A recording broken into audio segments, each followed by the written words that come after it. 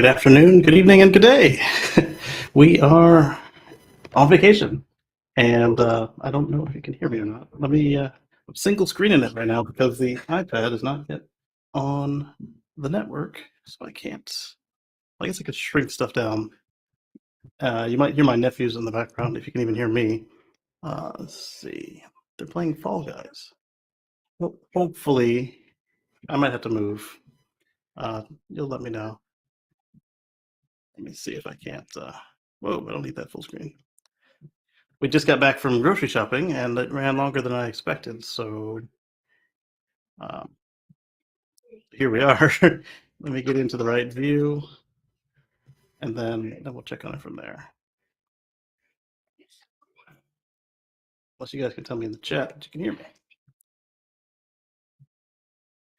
All right, it says we're live. That's a good start. Right, let me unmute my. It says connect. That's weird. Okay, we're connected. All right, unmute it. I hear myself. Good. Hello, Anders. Good to see you. Good evening from Stockholm, Sweden at 1913. Yes, it is late in the day for you.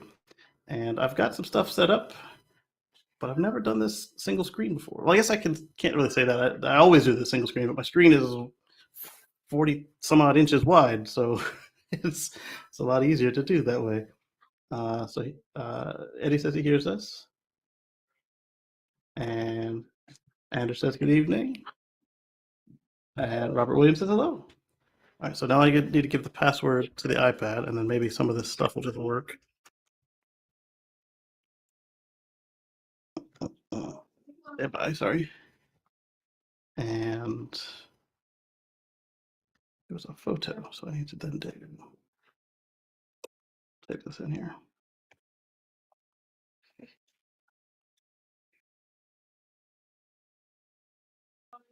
Go.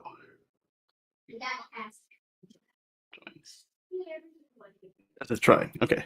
So the next thing we're going to do is Eddie said he heard us all along. That's good. And I've got some articles pulled up. So let me see if I can't get them all shared up with the single screen right now.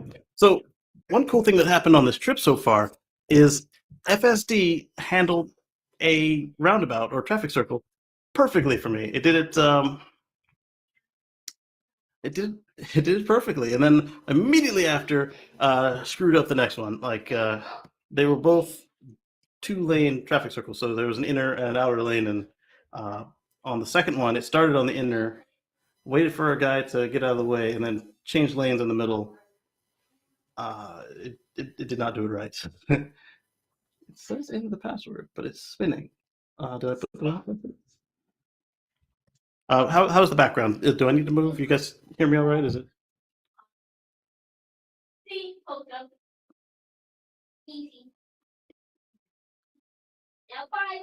So this is my family's bed and breakfast. Not bed and breakfast. The bed and breakfast is around the corner. This is around the corner from the bed and breakfast. This is their Airbnb. I almost touched the screen. This is not a touch screen. Zachary says hello from Chicago. I'm giving back my friend's Model X Plaid today. He's coming back from vacation. Awesome. They're laying here, lots of them. I'm confused. I'm sorry. The text to speech didn't pull up good. Only a few kids else? Oh, good. The what do you call the suppressor is working then, and the iPad is finally on the network. So now I need to get it on the VPN so that way it can talk with the Mac. I think that's called an instant card. Yes, it is. iPhone app on the iPad, it's like loaded in sideways, but it's an iPad app on the Mac, so it loads up the correct way. But I do have this Chinese light that I got to review that when it loads in on the Mac with an iPad app, it loads in sideways on the Mac. Right, so we're gonna turn on the guard. Hopefully it doesn't ask a password like it did on the Mac because I don't know it. And once they're both Wi-Fi, I should be able to do the extra screen stuff. We'll allow it. You did something else. I did.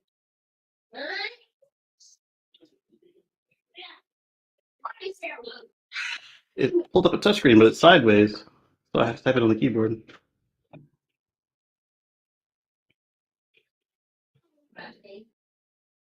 There we go. It's loading now.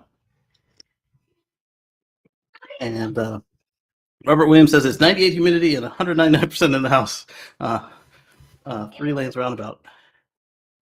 Yeah, for us right now, I think it's 78, and the humidity is through the charts. And my uncle said that this is unseasonably hot for the area for the time of the year. He said we shouldn't expect to see this till about August.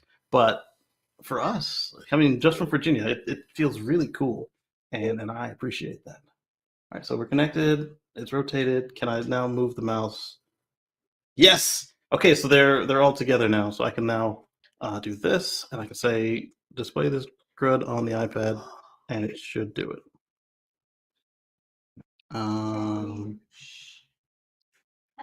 Where did I put all the news for the week? There. Well, there's some of it. No, that's not it. That was one of them. Sorry about this. Y'all know I pride myself in being somewhat together on these things, and then constantly disappoint myself for having too high standards. All right, so there's one. Can I drag this to the iPad? No, but I can drag it to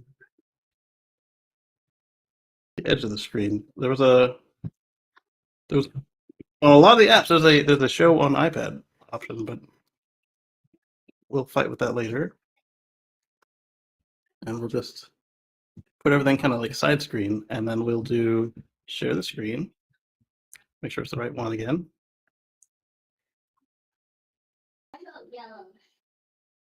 I did all that, and it's not even the right window. Oh boy! So here's what I'll do. Zachary donated through Super Chat. Thank you very much, Zachary. Even with me being all discombobulated for this show. Let's see. Back to the display. Got the live stream notes. Movies. You know what it is? You can scroll this page, can't you? No, you can't scroll the page. What I did was where you swipe up with 4 fingers and it shows you everything that's open. I'll close this because we don't need it today. Then, so here's some stuff I looked at but did not yet read. What's new, right? Not true for all my stories. I just feel that way that I'm like underprepared for a lot of the stories. So let's share this one from a place that's new to me that Sandy Monroe and crew had on their they spotlighted on their show because these guys helped them out a lot as well. All right, so let's get this into YouTuber Reacts view instead of me on the side. At some point in between articles, I'll invite the co-hosts so they can join us. Let me just do that now before I forget. And they had something for me to look at as well. Omar had a tweet to share. Continue.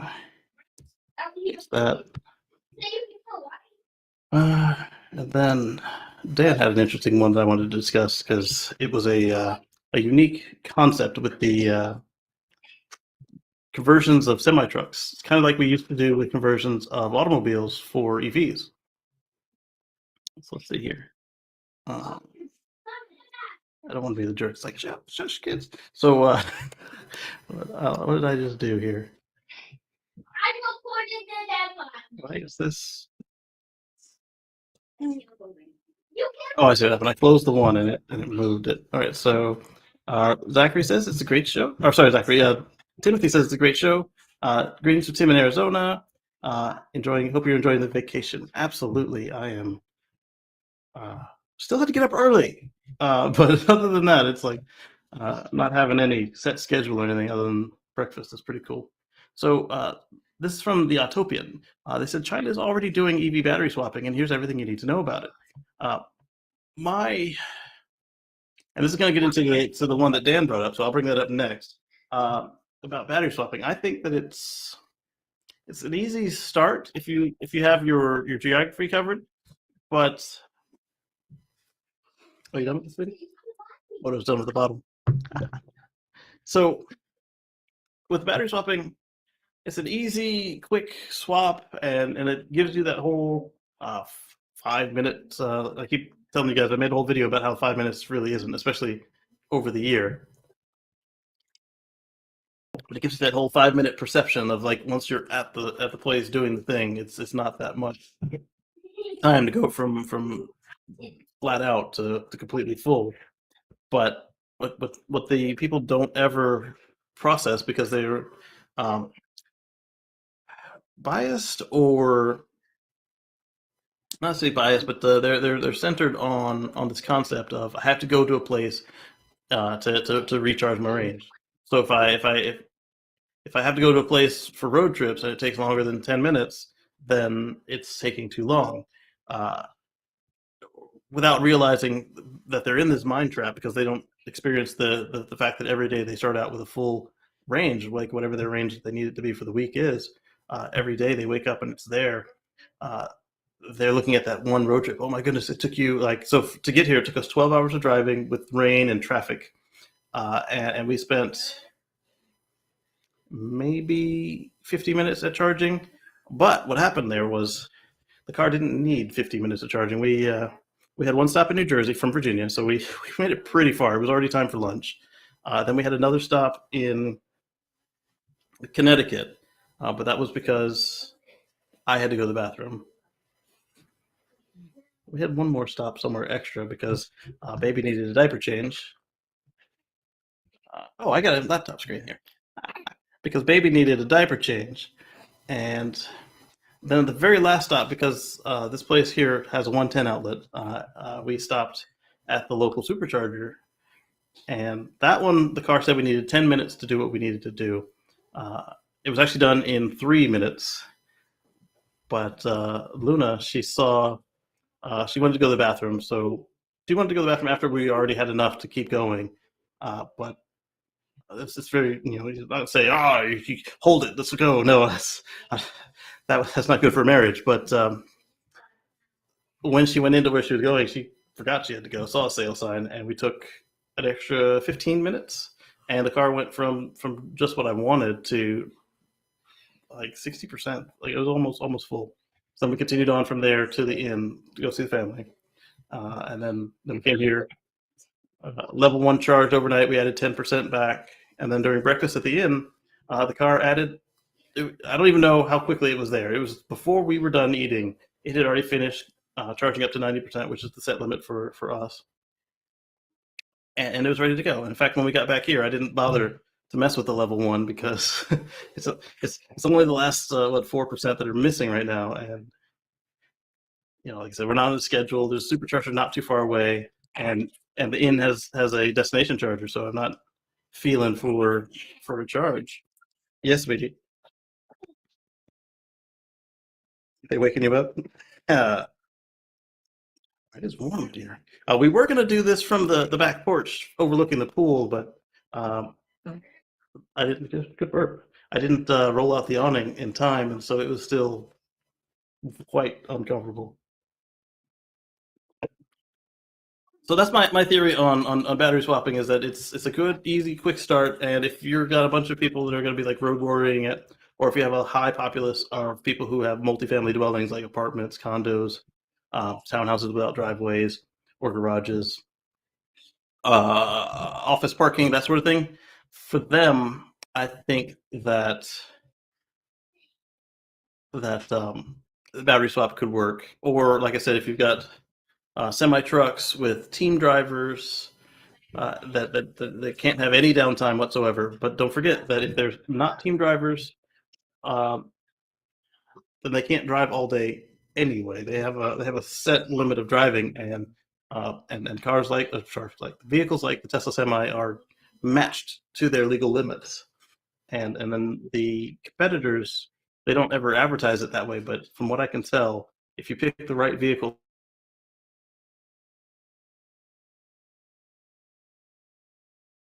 driver,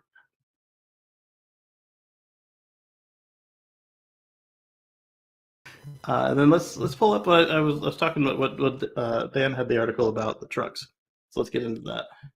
I don't know what plant they have that's flowering up here, but it's got my nose running. Uh, let's see here. I'll see if Luna can get me a tissue before she gets started, or I can share tissue with the baby. Ah, I didn't mean to do it that way, but that's okay because now I can do keyboard Control C or Command C because I'm on a Mac. Command W to close the extra window. Then I'll go back into the window that we're already sharing after I get it back from the iPad. There we go. And scroll too far to the right to reach this window, and it jumped to the iPad. And that's not only is it jumping to the iPad, it was jumping all the way back to Virginia and back because I'm on the VPN. All right, so now let's talk about this Janus trucks. So what I do like about these Janus trucks is that they are. I guess I should put this on the other side so I can see you guys chat while we do the show. Because right now it's covering up your chat. There we go. So these Janus trucks, I like that they are basically conversions of existing trucks. That's going to save you all the resources that would go into creating a new cab and tractor. And just like all of the conversions early conversions we had with regular passenger EVs, you're going to have less range than you will with a dedicated platform because aerodynamics wasn't really a concern back in this one looks like the 80s or 70s. Could be the 90s though. And everything is built up, purpose built around the combustion engine. So you've got stuff in your way and features you don't need that are there. So I'm not putting them down for doing that. I'm saying that just is a fact of life that it's not going to be as good as a purpose-built EV truck, but it's still going to be miles better than a fossil truck as far as impact. And if it meets your needs for, like I say, you want to use it for hauling containers around the port or for local deliveries, it's probably perfect. But what they want to do is the medium to longer range hauls. This is in Australia, so what they're doing is they're setting up battery swap stations so you can battery swap your truck. The problem with that is then that before we've even standardized on a module, it locks you into a certain module. Because you're locked into a module now, you've got you're probably giving up space that you could use for a different battery system. And let's go into a quote here. It has some assumptions baked into it that just sound like they're new to EVs or that they. Let's just go into the quote and you guys can see what I'm talking about here. So check my texts. Okay, stand by. And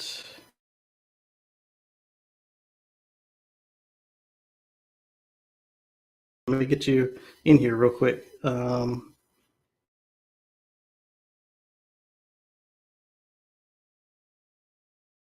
Perfect. Stand by, Marcus. Let me set it to, I guess, Instagram. No, text. Let's do text. Stand by, folks. No, I don't want to pay for a mobile transaction on the phone. I want to open up the browser. And I want to go to the live stream. So you might see two of me for a second. I don't want to try it. I want to log into it. I think what happened was the last time I logged into it, Google changed my stuff and it logged me out. Yeah, you can use the camera. Yeah, you can use the mic. Yeah, I did join twice. Okay, no, don't show me how to use the software. Give me the button to invite Marcus on here. Copy. Go back. I love that you all are so patient with me live streaming. I know that other people also kind of ad hoc it like this, but I just like to. I don't know why I feel like I should be like a broadcaster. Everything's ready to go. I've got the slides, and I really appreciate that you guys put up with me being kind of ad hoc, and it makes it more fun, I think. All right, so let me go back to finding the quote, and then whenever Marcus gets in here, I'll let him in, and then let me turn off my phone because now it's using a slot. Where'd you go? There. Right, so now it should show me disappearing in a minute. Oh, that was fast. All right, so back to the Janus trucks. So let's find that quote real quick, because I'm thinking that somewhere along the way somebody missed a memo. All right, so they've got 5 converted semis on the road now with 60 more booked, which is great. They also have over 150 expressions of interest, so letters of intent. Let's see. Made the point that since the vehicle already accrued a carbon debt. Yeah, so I talked about that part. You've already made the truck. So now if you can just convert its powertrain, it's a lot less impactful on the environment in a negative way for the construction to add a drivetrain and batteries than it is to build a whole new truck. And you don't have to worry about disposing of the old one. You just have to get rid of the powertrain, which is mostly just metals like iron and steel, and you can recycle them pretty readily. The fluids are a whole other issue, but it's a one-time deal to get rid of the fluids. Okay, so here's the quote I was looking for. Charging such large batteries is a challenge, he said. We don't really have a grid, more of a long transmission line. That's why Janus came up with the idea of battery exchange. So I know that Australia's electricity situation is not ideal, to the point where the reporter got Elon to cry when he asked him about what are you, or when she asked him about what are you going to do about the families where they have to choose between feeding the kids or putting air conditioning on, because Australia, at least the part that we're all familiar with and the part that they were interviewing in, was pretty warm, so you need the air conditioner. And so she's like, what are you going to do if about these families? I'm paraphrasing heavily here.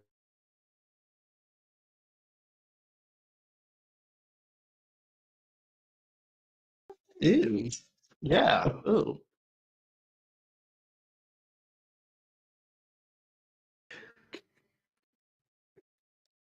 You better?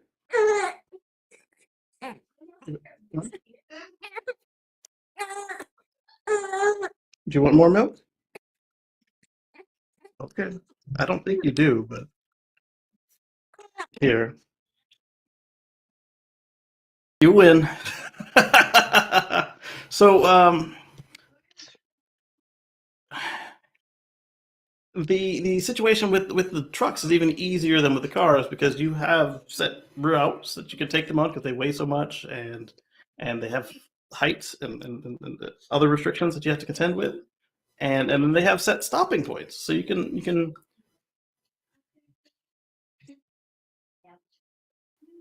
I think that you can handle the recharge of a semi that has a set route a lot easier than you can a car, and they're doing pretty well with EV passenger cars in Australia. So I'm wondering if it's a mindset thing, or if he's like one of the ones that delivers way out into the boondocks. Which in that case, I would give you that. What do you think there? Uh-oh, you clicked the wrong button. All right, so let's go back into this view. So jump back and pull up a granola bar. What was for lunch? We had for breakfast we had waffles, eggs, and fruit, and Luna had bacon. It was pretty cool. At the inn, they rotate the breakfast every day. Uh, they have one thing that they're making for everybody, and then they have a limited amount of things they'll do on the side for accommodations. Like they'll accommodate dietary requirements, like if you're gluten free or vegan or whatever, they'll accommodate that. But like if they're making waffles and you want uh, breakfast burritos, that's not really going to happen. But they'll scramble you an egg or something. Um, so Robert Williams says, I've seen the fluids being recycled. I tried to add a video before, but it wouldn't let me add to it. So yeah, that's the other good thing. Like you mentioned, Robert Williams, they can recycle the fluids, and they also have these waste oil heaters, which are not the best for emissions, but it does get rid of the oil by doing some useful work. You can either Um, use it to generate power, or you can use it for to generate heat in the wintertime.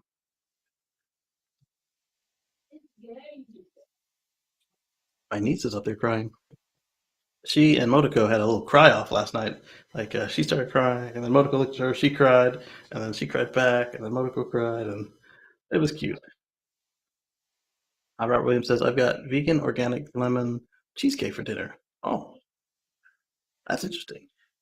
I'm not a big fan of cheesecake. I don't know why, but my wife loves the stuff. So she would be a good judge of that. Hey, you've almost drained this whole bottle, baby. So let's continue looking at this trucking article real quick. All right. So as well as demand from Australia, Janice said massive number of inquiries from the USA, Europe, and even New Zealand. New Zealand. I don't know why you say even New Zealand. If you're in Australia, New Zealand is not that far. That actually is a very logical step to make. Oh, why does everything jump like that? All right, we're going to go over here. What if I was holding the button down wrong? And then Anders says, don't forget to click the like button. Yeah, thank you. And then Daniel says hello. Dan, you can just hop on the show if you want.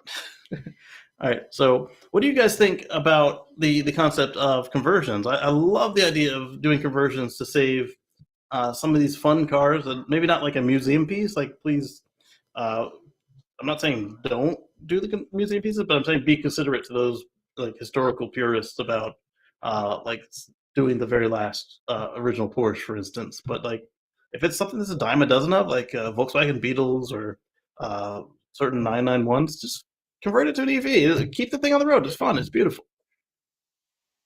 Oh yes, I want to thank Dawood for the nice red Tesla in our thumbnail photo is Dawood's Model X getting mobile service from Tesla. So that's the mobile service. It's his Model X. You've seen his Model X a couple times when he dials in from the road, and where else have you seen it on this show? But you've seen it a couple times, usually from the inside. Yes. All right. So basically, in the chat, tell me what you guys think about conversions. Like, I think the unique angle to this is that they're doing it with the semi trucks, and I like that they're trying to get around the perceived problem of getting them charged. And I wonder if this might also just be because they are converted trucks that they have a shorter range that that you need to swap for that perhaps, and that would make a difference. And I totally see that. And I'm not saying don't try it. I'm just explaining why it hasn't worked in the past. Is that uh, like especially with Tesla, for instance, they're like, hey, it's going to be $80 a swap. You got to schedule ahead of time, and you got to blah blah blah, and you got to come back and get your pack. And if you don't get the pack, they'll charge you. If you got a newer pack than yours, and if you gave them your new pack, they would be like, all right, have fun, and now you have an old pack with miles on it. And another concern that keeps coming up is are people going to take care of these packs since they're rentals or leases? And the answer is most likely no. People like me probably would just because that's how I roll. But other people can be like, oh, it's rented, charge it to 100, run it to 0, and then blah, blah, blah, and then switch it out. And then it's not that the people care about the packs being abused. The question is then, because it's a rental, are you going to receive that abused pack on your own? So now you've paid for a full swap, and instead of say 400 miles range on a Model S, you actually only have 300 miles. That was a really abused pack, but it's a possibility with the whole concept of battery swaps. But on the other hand, is that if they aren't, if the bean counters aren't in charge to the point where they care about customer experience, and then they're not trying to stretch them out as long as possible, and so they're remanufacturing packs, they're recycling, refurbishing them on time, then that could be a good experience. But we've seen several failures already. We saw Tesla, we saw a Better Place. Neo so far is doing well with it, and I wish them well. And again, that might be a case, like I said, where they're set up for it, where you've got dense uh, a dense population without access to charging at home, so they kind of have to keep it up. Better Place was, I don't know how dense Israel is, but obviously it was not dense enough to keep those EVs on the road. What's up, Josh? All right, so let's see. Um, Dan says he'd like to convert his 99 F-250 to electric when the Ford kit gets available. Yeah, so the Ford is selling a kit for basically is the guts of the Mustang Mach-E, and they did it for the Ford F-100 demo that they showed us, and then they also did it for another vehicle that I am drawing a complete blank on right now, but it was another one of these awesome conversions. And it's very similar to the Chevy crate motor program. They did the E-Kappa Camaro, which is a similar concept. And Ford also did it for a Mustang. Not a Mustang Mach-E, but like what people think of when they hear the word Mustang. And that one was pretty cool too. And my problem with that was they did it right about the time that the Mustang Mach-E launched. And so everybody's like, well, why didn't you do this one first instead of that? And finally now I'm starting to see more and more Mach-E's on the road, and they I call them Mach-E's rather than Mustangs, but I'm not arguing whether they are Mustangs or not. I'm just saying that the perception is sports car. And one of them was a GT. That I love the grill on that GT versus the regular Mustang Mach-E grill. Robert Williams says, sure, an EV Mazda MX-5 conversion. Those are really cool and really popular. And they even have kits for them now. So all you have to do is tell them what year it is, and they'll have the transmission template lined up, and you just got to put your motor on there and drop in some batteries, and you are good to go. Why do converted EVs have such short ranges? The reason is you're working in somebody else's constraints. So you've got the transmission tunnel, so you can't put a flat battery there. You've got usually they're working with recycled batteries or ones that aren't necessarily dedicated for cars. And then you've also got the situation like, sorry, had a reminder come through. They also tend to have like say used forklift motors or that sort of thing. I mean, some of them have dedicated EV motors, and it's really cool. But you're usually working with secondhand batteries, like used Nissan Leaf packs or converted Tesla packs, and there you go. Can you hear me? Yeah, I hear you. I clicked to let you in, and then you disappeared. I had to. My sister had to restart. My stuff stay on 24/7, everything, and even my headphones. They have updates. I had to restart. Good restart and get it going. Everything started working out. Everybody told me that Macs don't need this stuff, and yet here you and me are constantly restarting the daggum things. I think they got us with the marketing. But that's not to say that my PC doesn't need all that. It's just that I understand what the PC is up to, rather than problem, we fixed it. Okay, well, what did you do so I can make sure not to do it? They don't care to tell us that. Robert Williams says, I was also talking to a man who put a Tesla Model S into his van. Yeah, that's a really popular conversion to do right now, is to take a medium to older Model S and shove it into stuff. Like for instance, Zach from Jerry Riggs Everything, he took a Model X and shoved it under his HMMV, his Hummer. But he didn't keep the Tesla motor. He only had the battery pack. So he actually took I don't want to say forklift motor, but it wasn't far off from a forklift motor if it wasn't. And he stepped all the way through it. And I thought that was a pretty good experience for his conversion. Dan says giving batteries a second life on the conversion is great too. Yeah. So in this case, since they're selling them as a professional shop rather than a conversion shop, I imagine that they're going to be using new battery packs. But again, you're still stuck with the constraints of the existing fossil truck. So I think that will have an impact, in addition to the fact that most of these trucks are going to be kind of square and chunky and not at all aerodynamic. I think that the compromises involved are going to give them a shorter range, and it sounds like they're admitting that it's a shorter range with their concerns about the grid. Let's see. Timothy thinks that I think an E-conversion makes sense, especially if the truck needs a new engine or transmission anyway. Yes, and I think this will be cool if it's like the newer ones, like the Freightliners and all the ones where they started to care about aerodynamics. If the manufacturer will make a kit and you can just drop that new powertrain in with your regular truck mechanic, I think that would be a wonderful experience. And they could price it just right so that it's enough profit for them that they are okay with not selling a brand new truck, but that they know that they made some money off of selling it, but also that they're not, raking the owner over the coals to the point where they can still make a profit and pay their people. I think that would be the best all around if these guys make kits for their old trucks, and that would be sharp. Bart Williams says hello. So what do you think about this whole Janus truck conversion situation there, Marcus? It'd be interesting. I can say it's best I can say it for right now. It'd be interesting. And how do you feel about battery swapping? And then especially how do you feel about battery swapping, like in this case, where it's like maybe it's overcoming some shortcomings either in their grid or in their the capabilities of their vehicle with it being in Australia?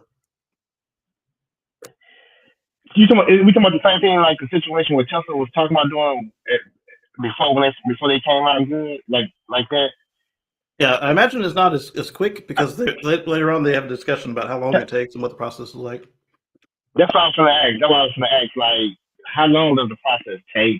You know, because easy said than done, as I was always told. Mm-hmm. So let's see. Where did they say about the swap process? So in Australia, 80% of the trucks run within 400 kilometers of the capital city. So like with that, a Tesla Semi wouldn't even need to charge, at least not the long range one. Australia burns 32 billion liters of diesel per year. That's a lot. And 1/4 of that goes into trucking. 100% is imported. And help stabilize the grid, blah, blah, blah. Stopping for hours to recharge the battery is not a feasible solution. That was the other part that got to me with his quote was you don't have to stop for hours to charge the batteries. If you have a big enough charger, the most you should stop is 90 minutes for a complete 0 to 100 DC fast charge. And you may have to come up to the MCS system, the megawatt charging system, like Tesla's doing with the mega chargers. Right now they're MCS2. They're going to MCS3 most likely. They hadn't said that, but what we saw with the spy shots where the people went and grabbed the handle and took a picture, it's definitely MCS2 based, even if it's not exactly MCS2. And so again, I don't think it's going to take hours to recharge your truck. And if you do it right, it'll only take the 5 or 10 minutes shy of the guy's break. So he can plug it in, go take his break, come back, get situated, unplug, and then now he's legal to drive again. That is the way to do it. And your battery swaps need to be just as fast. Exactly. Mm-hmm. So the Janus solution is to charge and change when and where it makes sense. So they're not opposed to charging. They just seem to think it takes forever, which to me sounds like they have either they don't have enough fast charging capability, or that they don't have enough AC charging capability for the low speed chargers, or they only have low speed charging, and so now you're on the road trying to level 2 charge a big old truck battery. So the Janus change and charge stations eliminate the issue of time off the road. Batteries can be changed strategically to manage demand on the electrical grid. That is a concern depending on where the stops are. But again, if you know where the stops are, you can build that infrastructure up. You don't have to say, "Oh, I plugged in the truck and then the town went down." No, it doesn't have to be that way. You let them know what you're doing, and you say, "I need this," and they say, "Oh, we'll be ready for you in 8 months or a year because we don't want you to actually do that." But they want to sell electricity, so they'll get there eventually. All right. So are they talking about the? Are they talking? I kind of missed it. I was hearing everything situation I probably missed. So are they talking about doing this, or is it up in the air, or what? They're doing it now. I don't know how far along they are in spreading this out, but they've got 5 trucks on the road. What did they say? 60 more, and then they've got 120 hand raisers. All right, so let's see. Batteries can be changed in 4 minutes, faster than the time it takes to refuel a diesel truck. Okay, so that part's not so bad, but you don't need a 4-minute charge. I imagine that Australia is just like the U.S. in that they have regulations for how long you can be on the road and how often you need to take a break. Am I right? Correct. All right, so as Dan says, always be charging. When you haul, every stop charge. Yeah, and that's the other thing I'm thinking is a couple of the vendors we've seen that have gone EV, they have charging stations at their distribution centers, at their stores, wherever you're taking the load to. And that's smart on their part because now they're spending less on either space at somebody else's DC charging facility or less on building up a DC charging facility of their own. Because if the whole time the vehicle is loading at the main hub and at the destination point, it's charging on level 2 or even a slow DC fast charge, even 50 kilowatts, that means that you're not having to build up the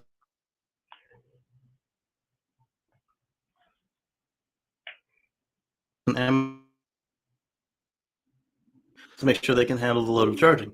As we talked about last week, we had that Amazon lot that they got authorized for, what was it, 180 spots for level 2 charging, and they reserved the right to go even further.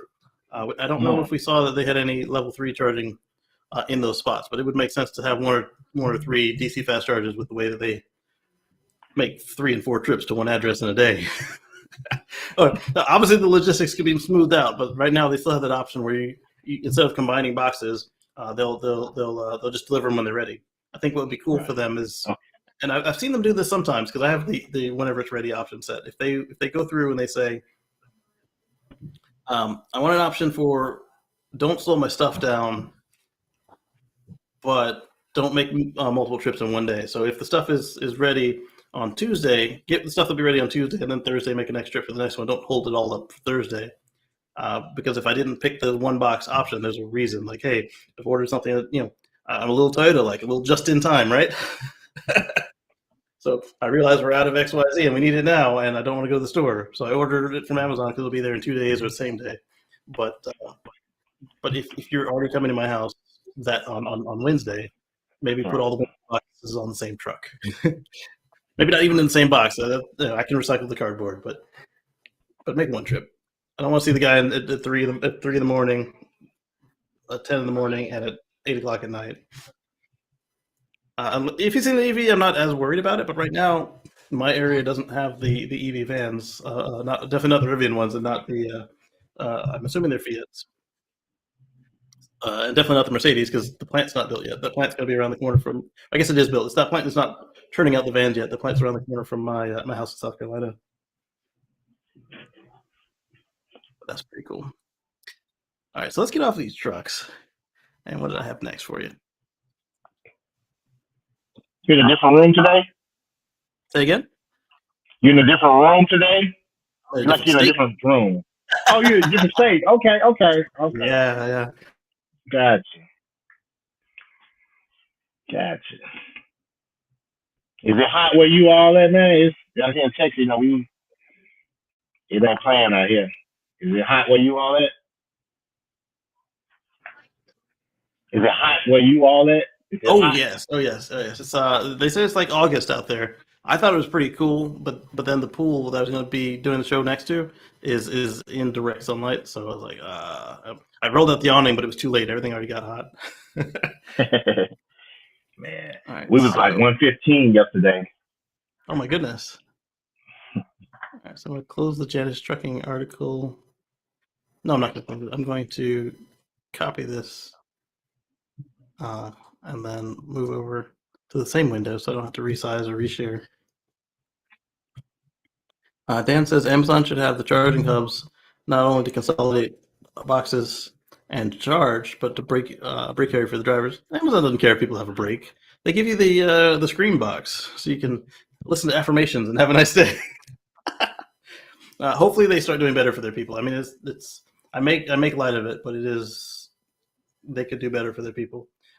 When I worked for Amazon, I was not paid well, but I did get great options, and the department I was in was IT, so I did have it easier than the rest. But one of the things they did was they made sure that in my facility we made books, so they made sure I knew how to work all of the book printing machines, and then my training was actually in a regular warehouse, so they made sure I knew how to work all the warehouse stuff, not just in terms of IT, but like for Christmas they will take you out of IT and you will also be packing boxes. That's not their plan, but somebody's going to call in sick and they're going to be like, hey, all the computers are running right now. We need you to do this. Oh, by the way, be ready to come off of this to go fix the computers. So you had to be, cross-trained, which makes some sense.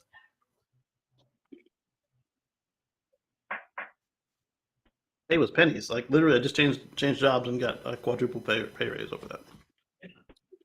But their benefits are great. They start at day one, hour one. So after you clock in, you can start using your dental and medical, and it's a very good plan, and I like that. But the other thing I like was just like Tesla, you get the Amazon stock right away.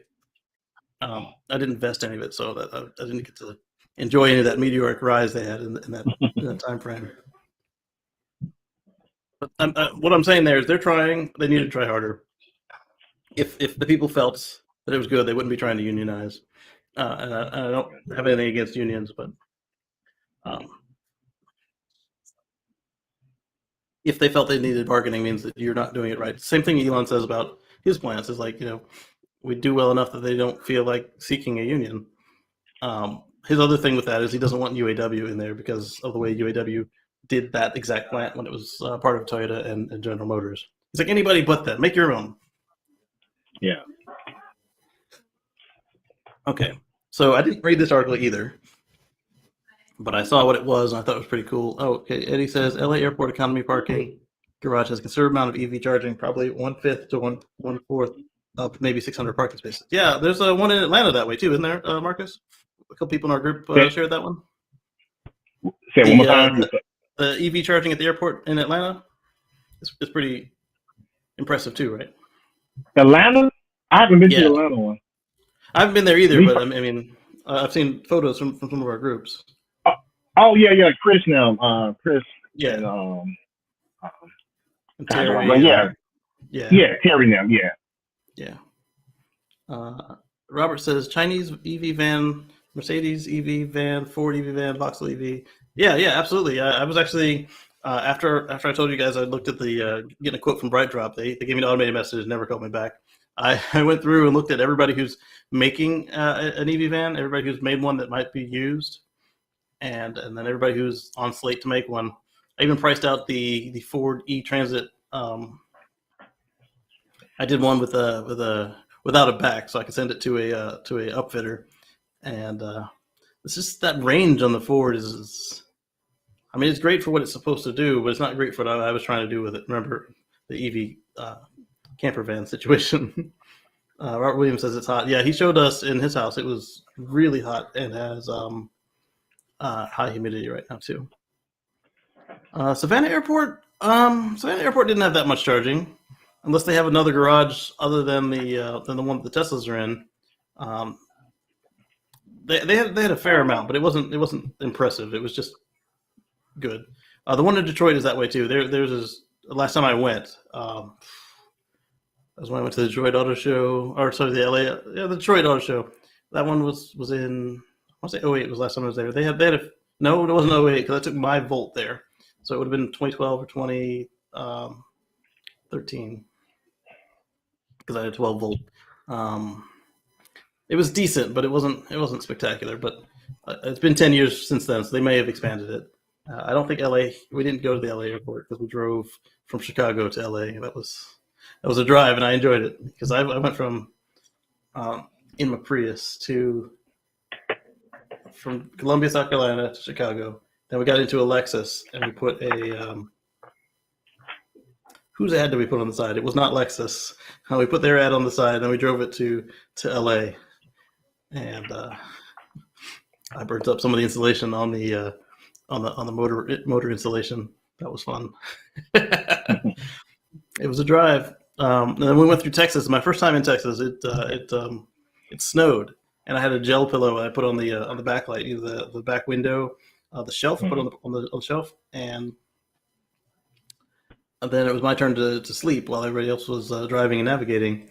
I pulled my pillow down. And it was it was on a block of ice, so I put the pillow back up there and balled up my jacket, and it was most uncomfortable. So that was the Lexus HS250H. And the nicest thing we had to say about it was that it was quiet and smooth, but we would have got better fuel economy in a V6 Honda Accord, non-hybrid.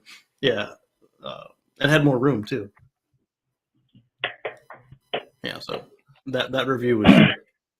It's like it's got nice features. It's so soft. It's so quiet and smooth, and nothing about the fuel economy. At the time, we were all about we were a fuel economy group. All right. So anyway, I didn't read this one yet. Let's get into it. A Cruise autonomous vehicle got into a strange crash last month that resulted in injuries. Let's see. Cruise has a bit of a crash. Volkswagen unveils Armach. All right, so let's go to the Cruise. what if self-driving cars are largely BS? I mean, come on. They don't help consumers escape traffic. No, they certainly don't do that. But if enough of them are on the road, hopefully they will be better drivers. There'll be less congestion. I mean, there'll still be traffic, but hopefully there'll be less congestion because they won't be as selfish as we are. And not just selfish, but like blocking. Like somebody from North Carolina was driving up with us, not with us, but alongside us, and I turned on the signal to let people get onto the freeway. And this lady, she wanted to block me from getting, like, literally, I was moving over to let them in so I could move back, because a lot of people merge on the highway super, super slow. And she wanted to block me from passing, from getting over, but she didn't actually pass me. She just wanted to not make sure I couldn't get over. And I don't understand people like that. Like, literally, I'm moving over a moment, and then I will get back out of your way because I was riding in this little lane for a reason. Not that I was driving slow, but because I don't feel like doing 20 over. She wasn't doing 20 over. She was like doing something else. Another one that got me was like, it really grinds my gears when somebody is like, I don't know if they're manually driving or if they just get upset that you're trying to pass them or whatever. Like, they're doing your speed, or they come up passing you, and then they match your speed. But then they start like wandering like 3 miles an hour slower, 10 miles an hour slower. Usually not 10, but they start surging back and forth, and it's really annoying. So you go to pass them, and they're going faster than you were going. But what these fools don't understand is I've got a P100D, so boom, and then I don't have to deal with their nonsense anymore. One guy was in a was it an Audi? I think it was an Audi, and he kept coming back to pass me. He'd finally catch up from whatever the heck he's doing that was distracting him from keeping his speed, and he would pass me, and then he'd start doing the searchy crap again. So I'd pass him again. It may look like a black police Explorer Explorer, but it is not a black police Explorer Explorer. It is a MF and Tesla, and the fast one at that. So you cannot play games. And so my wife's like, "Why don't you just show him?" I'm like, "Because we got the baby in the car." And I don't need to, watch him be an undercover cop or something. We don't need that. Yeah. All right, so let's see what's happening with the. So they don't actually help with road rage. They don't help them. Well, they do help with your road rage. They don't help you escape traffic. That's what public transit is for. Yeah, I mean, public transit has its place, and it does help remove traffic, and it's great for the environment in general. But in this country, in this continent, public transit won't solve everything overnight. I imagine that we can get it to like 99% eventually and just hold it there, but it's never going to be 100% anytime soon.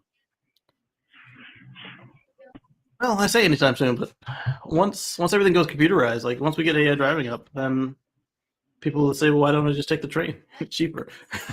But the problem with the train in this country is that most of it is held up with freight. So like you'll have the Amtrak holding up for a train load of new cars or coal or whatever. Right. So we can fix it. We just don't have the will to fix it right now, and that's disappointing. But I think we can get there. But in the meantime, we need these stopgaps. And as our other friend Terry, not the Terry who told us about who has the airport pictures, but another Terry, he's always telling us. You saw him on the show, EV Travis, we call him. He says all these cars, once they become autonomous, we're going to have bread boxes. Basically, they'll be square with rounded corners. We'll have one say Cadillac on it. It'll be ultra plush. You'll have one that says Hyundai on it, and well, okay, you'll have a Chinese one that's like.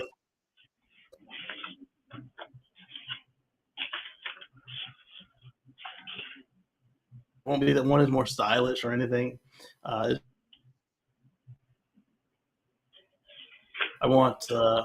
just want to get there and back. And so you got the wood seat with the splinters going on. and then, like I said, with them, you'll have them. But then at that point, hopefully, we'll be able to say, "Oh, well, why don't I just take the subway?" But a lot of cities don't have a subway. So we're starting from behind here on this continent, but we can do it. And then, of course, I always get all the YouTube channels from like Netherlands and all you guys over there. You guys got it great. But even there, they say it could be better.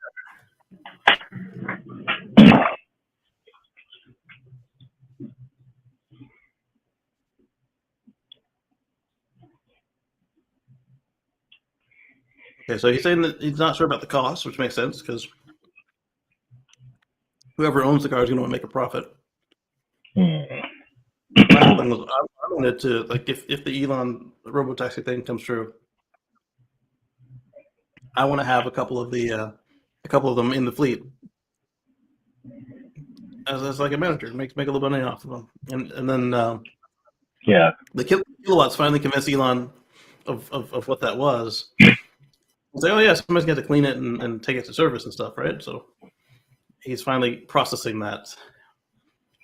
He suffers from this thing where if it doesn't make sense to him, he just seems to shut down a little bit when it comes to stuff like being able to change your FSD from car to car. But that one he's dead set against regardless. But like waypoints, he's like, why would you want waypoints? And then eventually that one he just kind of caved. I don't think he ever understood why we want waypoints. But why we would want to own our FSD fleet, he got that as soon as Kilowatt started explaining it to him. He got it. But also too, when I was watching the, I think it was the model when the plaid event, the keynote, and we kept saying, waypoint, fine, you get wait. Basically, saying he just gave in because of everybody else telling him. I think he personally still don't see a need for it. You can tell if you know Elon. He was like, okay, you get it. He said, you get it. You can get it. It still took another 3 months. Right. Exactly. Exactly. Yeah. Dan said, not the wife show. Why don't you show him? But it's bad when she's like, oh, just show him. You got it. Go ahead. And let's see. The Vauxhall van gets 177. That's not terrible. And because what I've determined I need 200 miles and DC fast charging.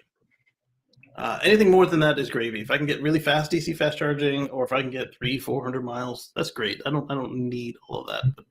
But before I can pull the trigger, I need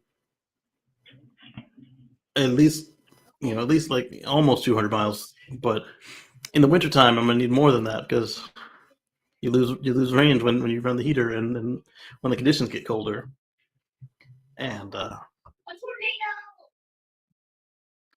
100 whatever they were promising new, I just don't feel that's gonna, especially as the car degrades mileage. Like mine was like 289 on the sticker when I got it, but 286 for real life, and now it's in the 260s if I do 100 charge. It's still plenty, but if I start at barely enough at like 190 and then ride the van for 2-3 years and all of a sudden it can only do 160 at 100% charge. Again, I don't do 100% charges. Then that's not enough, and I don't want to settle, especially with the kind of money they want for new vans. Yeah, but 2 miles doesn't make that much of a difference to me, Robert William. I can lose 2 miles just getting the van ready and with the AC running with the doors open, because all these electric cars, when you open the door, they start running the AC. Tim said Elon is unique. Yes, he is. And that empathy problem there with him not wanting to or being able to see the problem from somebody else's eyes is part of his condition with the Asperger's.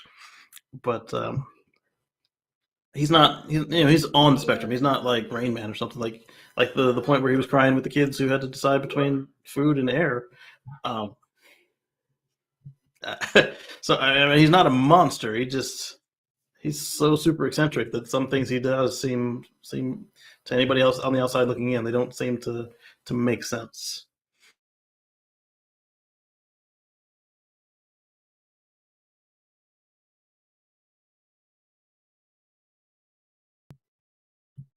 Don't make fun of Elon. I wasn't making fun of him, but I don't know what that was. Literally, the tab crashed. And okay, so I see the yellow around me, so that means you can still hear me.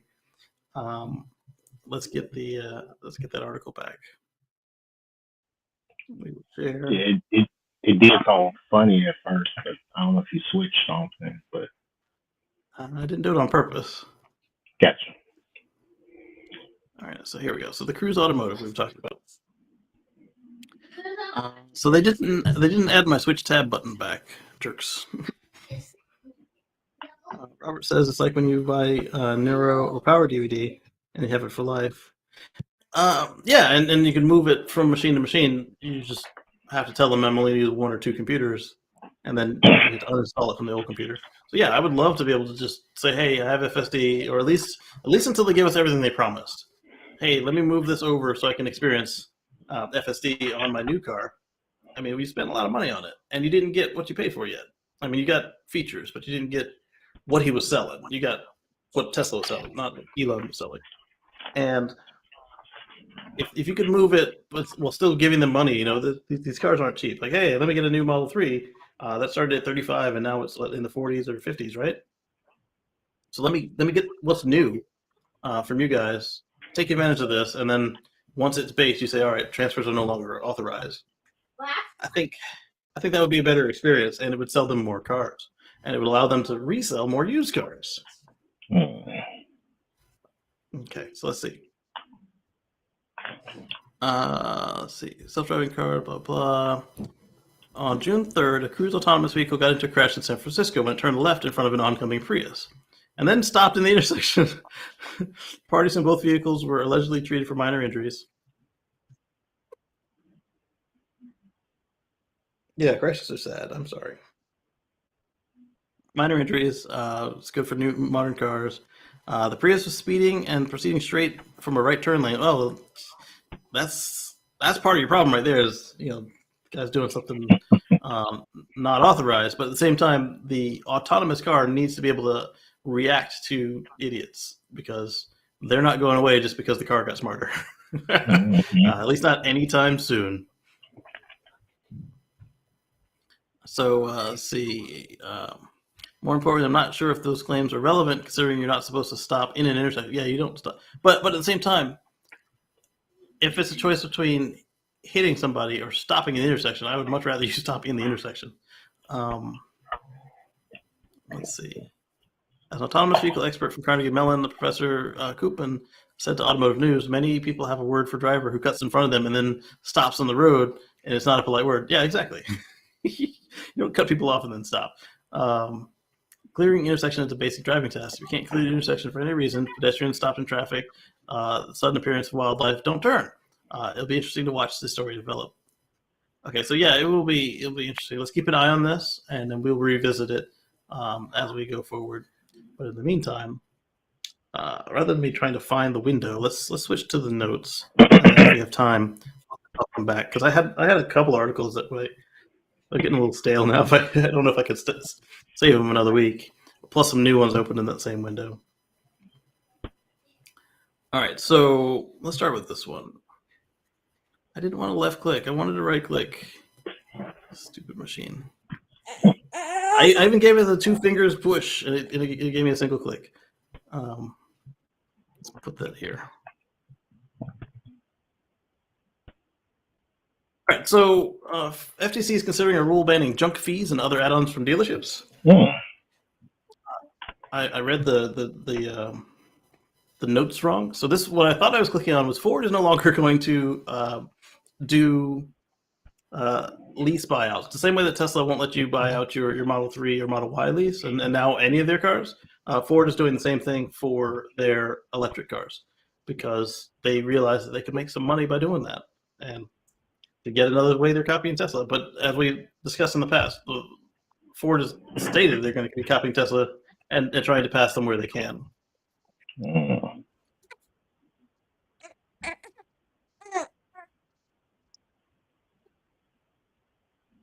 Bad dream?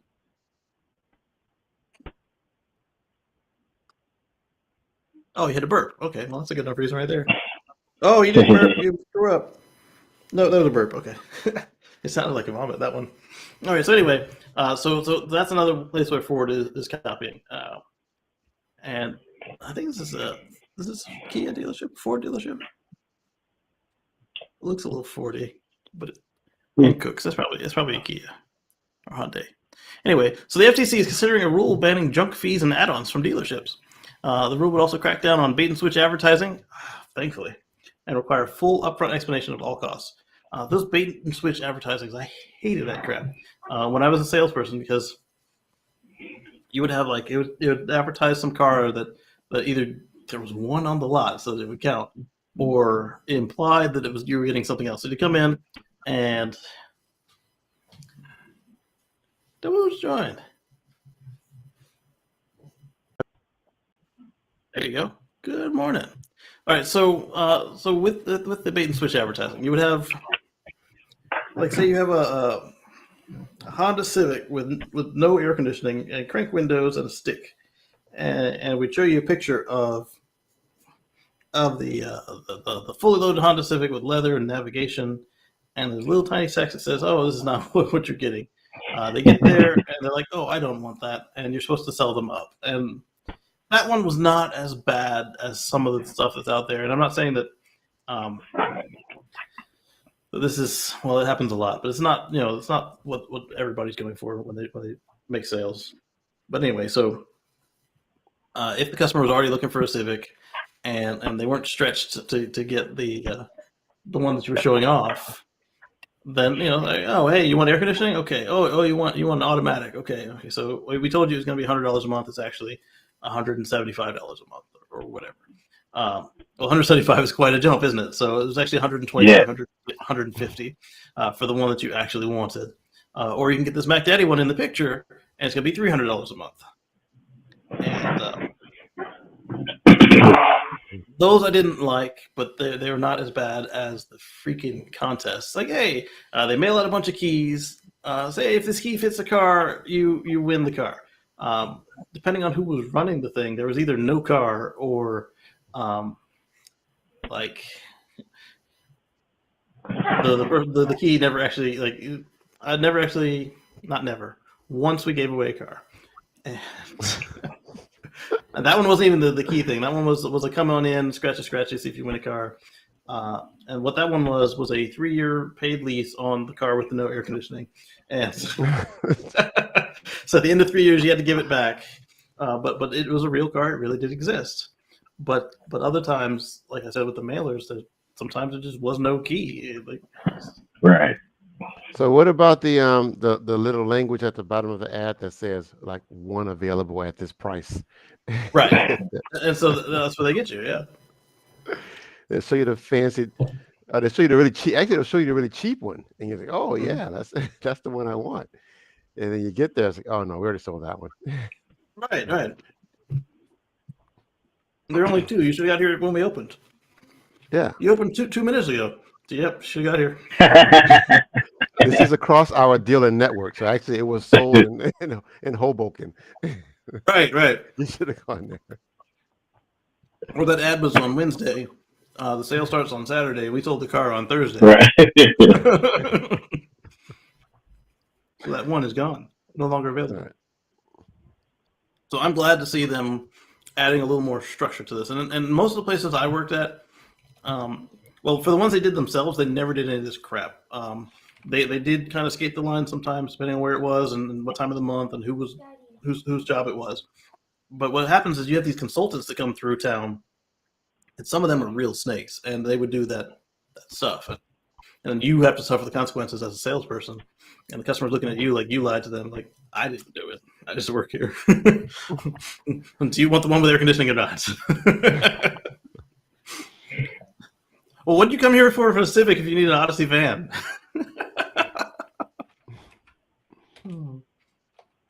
But I didn't really get mad at my customers like that. I did get frustrated when they went back and forth, but that's part of the fun sometimes. Like, I actually am still friends to this day with a lot of my customers, and I had a blast doing it. But as I said, some of the stuff, like this, the stuff that the FCC is cracking down on, are awesome. So let's see, used car at all time. Oh yeah, there's the other thing right now. Is like all the cars are priced super high, and so the dealer adjustment crap that you get on some of the new cars, that's now showing up on some of the used cars. It's like, what are you adjusting? It's a used car on your lot. It's price it the way you want to price it. All right, so the rule would eliminate the so-called junk fees that are sometimes added to the sticker price. The FTC defines this as charges for items or services that offer no benefit to buyers, with the notorious nitrogen-filled tires fee listed as an example. Yeah, the air is 78% nitrogen, so yes, you do get a small benefit from having nitrogen-filled tires, but it's not worth paying for. Unless you're like landing the space shuttle or a 747 that's overweight, or they're giving it to you for free, then you don't get enough benefit out of it over the cost to do a full nitrogen fill. Because the benefit of the nitrogen fill is it's more stable to temperature. and and less leakage than just a regular atmosphere air mix. But again, that is 78% nitrogen, so you're almost there. Right. So I'm glad to see that they're stopping people from being charged $100 for that, or whatever they're charging these days. In addition to surprise fees that might crop up in the purchase process, that would also be addressed. For instance, the fees could either be banned or outright or clearly explained up front, as opposed to being sprung on buyers at the end of the process. Yeah, that was always fun. Like, hey, we've been back and forth for 2 hours because this guy won't accept the price. We got the price that he likes, and now they're going to spring up. Oh, we undercoated it, and you need this protection plan, and blah blah blah. And the guy, you got to peel him back off the ceiling because he jumped up out of his chair so far. If he didn't just walk out entirely. Right. Yeah. Because a lot of times, by the time you got done with that battle, he's like, "This is the last thing," and then you try to hit him with that, and no, I'm going. Like, I told you the guy was going to walk, and I've been doing this for a long enough time that I know the ones that mean it when they say they're going to walk. But this is the game that Tesla just got out of. It's just like, this is the car, exactly. This is the price if you want it. I mean, I see a little of it maybe creeping in with the not with the charger. I hadn't actually priced a Tesla in a while. I haven't had much need to. But I'm trying to get my brother to get one, so he went through it with me. He got to the end. He was getting on those questions about, do you want a wall charger or the travel charger? And I had to explain to him the difference between the two. So I'm like, oh, maybe Tesla's guy. I mean, they're kind of penny pinching people on that. He used to just throw it in, but now they're making it this option. And wow, I think we're running the show now, Mark. I see. Well, so I don't have any articles that I looked at. So what I'll have to do is just go by what I've been thinking about recently with Tesla. And I can't think of anything right at the top of my head. Oh, that's what happened. Do you see that his opening photo is a picture of my car, and I had service ever at my house, and as I was going inside, I said, you know what, I should take a picture of this. I never have service come to my house, so I turned back around. Had the mobile service come out. My car is going on 6 years old, and it runs fine. It's had a couple of things that are like just some quality of life issues that I wanted fixed because my brother was coming to visit with his family. And instead of them renting a car, I was like, well, we'll just drive my wife's car since I'm off work, and I'll let you drive my car. And I didn't want his first experience with a Tesla having these little issues where the passenger window wouldn't roll down. And when you hit the door open button, it makes a weird sound. So I'm like, we'll just get these things fixed. So I I brought it in, and Tesla fixed everything except when they finished the window, then it wouldn't. No, they finished the window, but then it had all this weird road noise. So I called them up, and they sent out service to come to fix the road noise issue, and they showed me how the little support for the window wasn't holding it. So he fixed that. Then when I took it on the road, the window wouldn't roll all the way down. So no. I go years with no Tesla service, and now I need a little service, and it's like everything. It's like one thing after another. So now I call him back, and that's the one when I got the picture, and he told me it was something simple. He just didn't recalibrate the window roller downer. So the window went down like 5 inches, but it thought it was all the way down. So he recalibrated, and it was fixed, no problem. So yes, it's still a little road noise, but I don't feel like calling them again. I'm fine. Which one is it? Your model? Which model? My X. The Model X. Okay, yeah. Yeah, 75D. I got that one in 2016. Okay. So, yeah, you can expect. Is it making like a grinding noise? Was it making like a grinding noise when you try to open it and hit the unlock button, like it was steady going or something? Oh, for the window. Oh, it was like crunching. It was like it was bad, and then it wouldn't even. Like it just got stuck. It wouldn't even. I would have to actually get out of the car and grab the window and pull it up to get the keyboard back up. So it wouldn't. And then like a couple of times I would be out and I'd see somebody.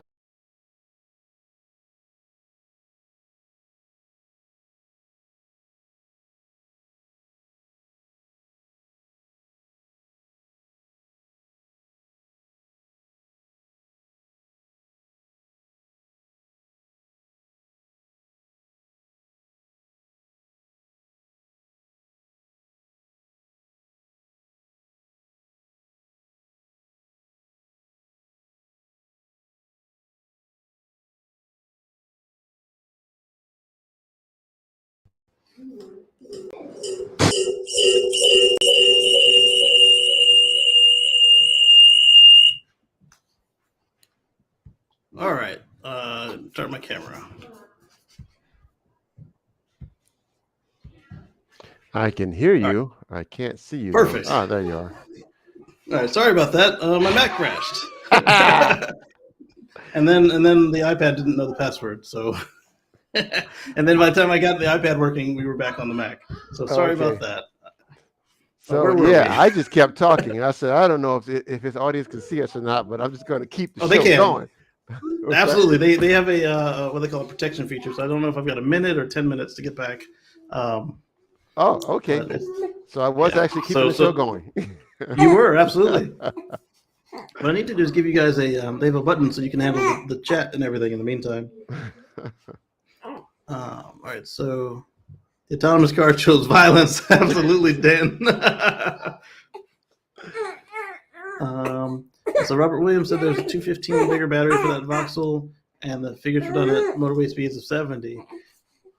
But at the same time, even steady state driving, you don't do that the same as having to start and stop and deal with like wintertime and stuff.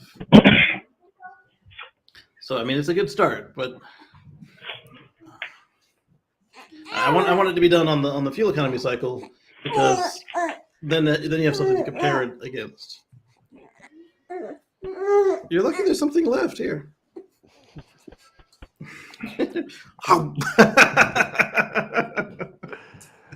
All right. What did the fam think about the Model X? They've always enjoyed it, and last time I was up for Thanksgiving, I took Grandma and my uncle for a ride with FSD. What was it 10.10 we were in at the time? It was a long time ago. It's not as good as the ones we have now. I don't know if actually he might be asking me. I was when you were gone. Oh yeah. Go ahead. Sorry. I was talking about how I had my brother and his family drive my car while we were in my wife's car, and we drove all doing all our touristy traveling stuff. But the family enjoyed it. I think I convinced one more future ex purchaser. So yeah, he drove it like he stole it. You know, I never drive my car 75 miles an hour, and he was smashed at 80. It's just like, wow. It's just, when we're going back and forth to San Francisco and whatnot. So I'm like, you're using a lot of watt hours per mile. And it's like, well, it says I'll make it home. I should be fine, right? So, this is true. My mind state is, well, I don't want to have to charge every day to go to work, but he's like, that's not my problem. Right. No, you start every day with a full tank. I'm on vacation. Absolutely. True. I guess that's another way to think of it, yeah. Well, yeah, you start every day with a full tank, but you still have to pay for each one. But if he's not if he's not paying for each one, it's not his problem. He doesn't care. Right. So, fair enough. No, he really enjoyed it. I added him onto my app, so he was able to control it through his phone. And that really impressed him. He doesn't have, an EV back at home in Georgia. So yeah, he had a great time driving the car. Nice. Yeah. All right, so I see the page I want to share, but I can't find it in the list. But I did find one of the ones I was looking for earlier, so we're going to do that instead for now. Let's stack it up over the one I want to find, so I can find it again later. And hopefully the Mac stays online the whole time. All right, so this is a link to Green's Twitter. I don't know why just Green's Twitter, but whatever. Let's go through it. Interesting couple stories about Cruise yesterday. Loss of contact with the server equals total disablement equals stop in place. Ooh, yeah, he's right. That's not good programming. Because right now the FSD is set up that if you have no connection, it can keep going uh, for quite a while. And Elon said eventually what's going to happen is even if you don't have a connection or a map, it will be able to look and figure out what's going on based on the coordinates you're trying to achieve. Now, obviously, if you put the coordinates in a building, it might just only be able to get close, but it's going to try for a little bit. And I like the sound of that. But hey, at least the hazard lights were on. Oh, that's a good one, Green. That's a good one. And an unprotected left turn accident with actual passengers on board. Yeah, that's the one we just talked about on the other article. So why did I pull his whole thread up? He must have been doing some more Tesla hacking. That's the only thing I can think of.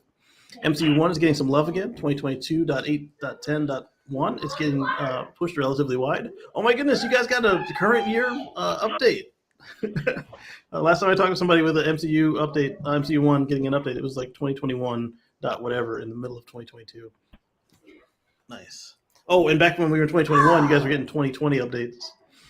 It brings all the usual not CPU intensive enhancements that were available in other cars up to that level. Nice. Too many to list. Yeah, because you go a year over between updates, and yeah, you run out of room to list them all, don't you? In a tweet, anyway. All right, 2022.20.5 SNX refresh, AMD and AMD Model Ys not in China. The nanny cam activated to nag you when you're not attentive on autopilot. Okay.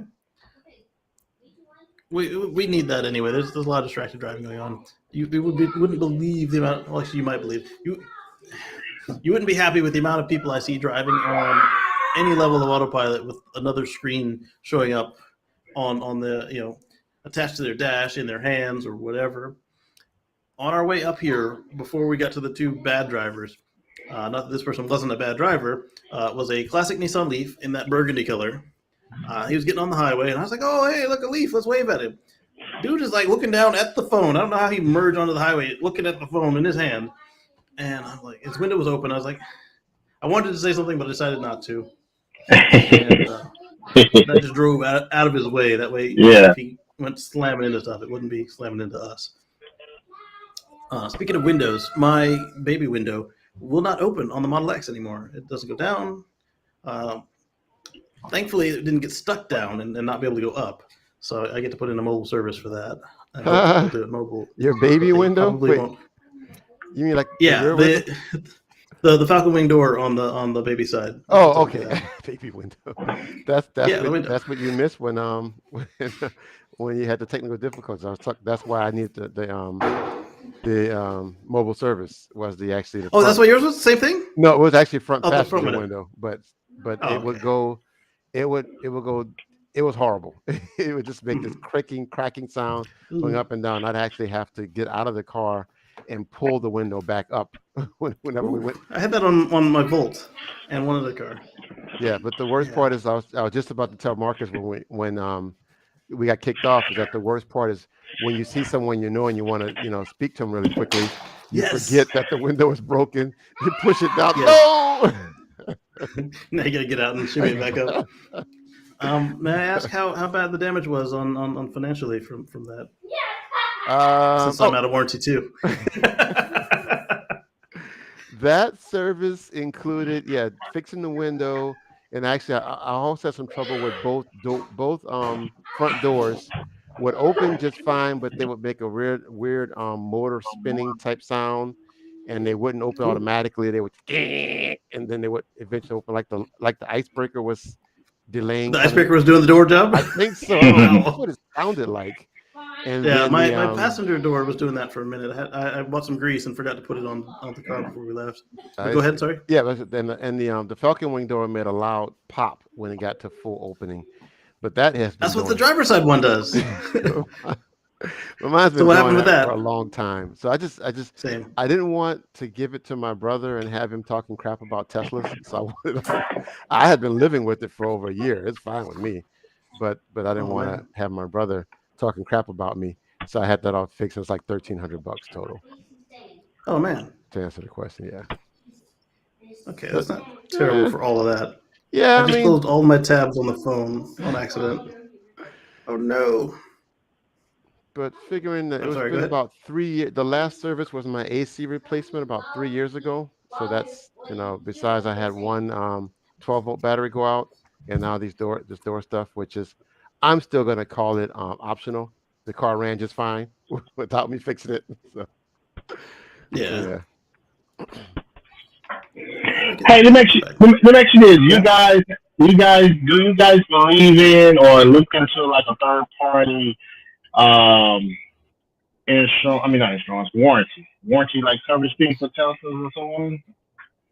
Reason I'm asking is because I'm I looking got into one. I'm looking into that X Care. Is that the one you have? No, Or you have the Tesla one? I have Car Shield, which I pay like monthly on, which is Okay. not too bad. But the thing about it, Yeah. I'm gonna knock on wood, but my 2013, it do good so far. But it's like every time I do go to the dealership, I feel that it's gonna be 3 digits at least. So I was thinking about the money I'm spending here. Maybe I should just put it in like a little separate account and let it stack up. So when it do come, I just put it out there. But also too, because out here, our service sellers do not talk with third parties. Because the way it works is with them, you got to get an estimate and so on. Like they send through the app and everything, but they got to speak with them and like a service advisory. Like in a Chevrolet dealership or something. It's a little different with Tesla. You know what I'm saying? Mhm. They don't Right. talk to third parties. I can tell you that out here. So I'm finding it kind of be a little inconvenience of having it in if that's the case. Because I told them why I got to come out of my pocket at first now and not for sure that you guys gonna cover it or reimburse me back. It's like a guessing game. Mhm. So it's like, okay, Yeah. X Y money a month. If I'm still turn around spending 1,100 or whatever for the repairs, it's useless. So I was just curious on that though. I was shopping around because I heard, like I said, a lot of people don't like Tesla don't deal with them in my area. They don't Right. talk to the third party. Oh, but Texas is special though. Tesla is not really what it is for everybody else there in Texas. Tesla isn't even legal in Texas. That's what I'm Exactly. saying. But we got a big plant here. Right. So yeah, I was just curious though, man. So I haven't looked into it. I don't know. I just chalk it up. I'm so used to having BMWs. I just chalk it up to when the warranty runs out, you just pay. Right. That's where I'm at with this, especially with the Windows situation. When it starts, Thankfully, I'm used to. Go ahead. I was gonna say, when it starts costing too much, that's the sign it's time to get a new one. That's how I There's do it. that.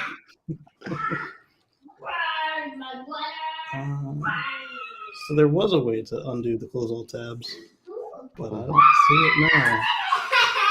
Problem is, I've never like on this version. I've never had it close. Like what happened is like in the corner there's a close all button, and I accidentally tapped that Okay.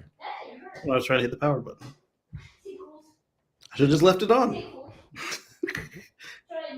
I can open the in private tab. I can view desktop, find on page, but there's no page open.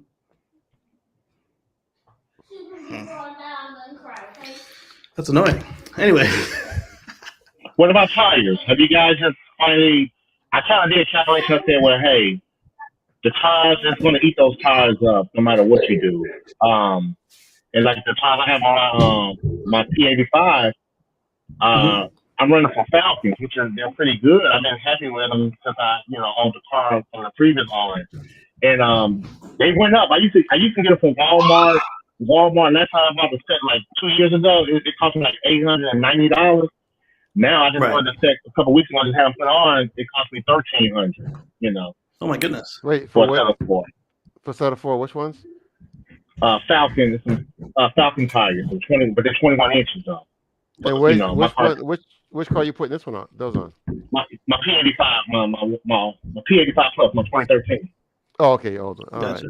So it's funny you should ask about tires. We literally just got back in the door from dropping my wife's car at service for her tires. It's crazy. They work on Sundays.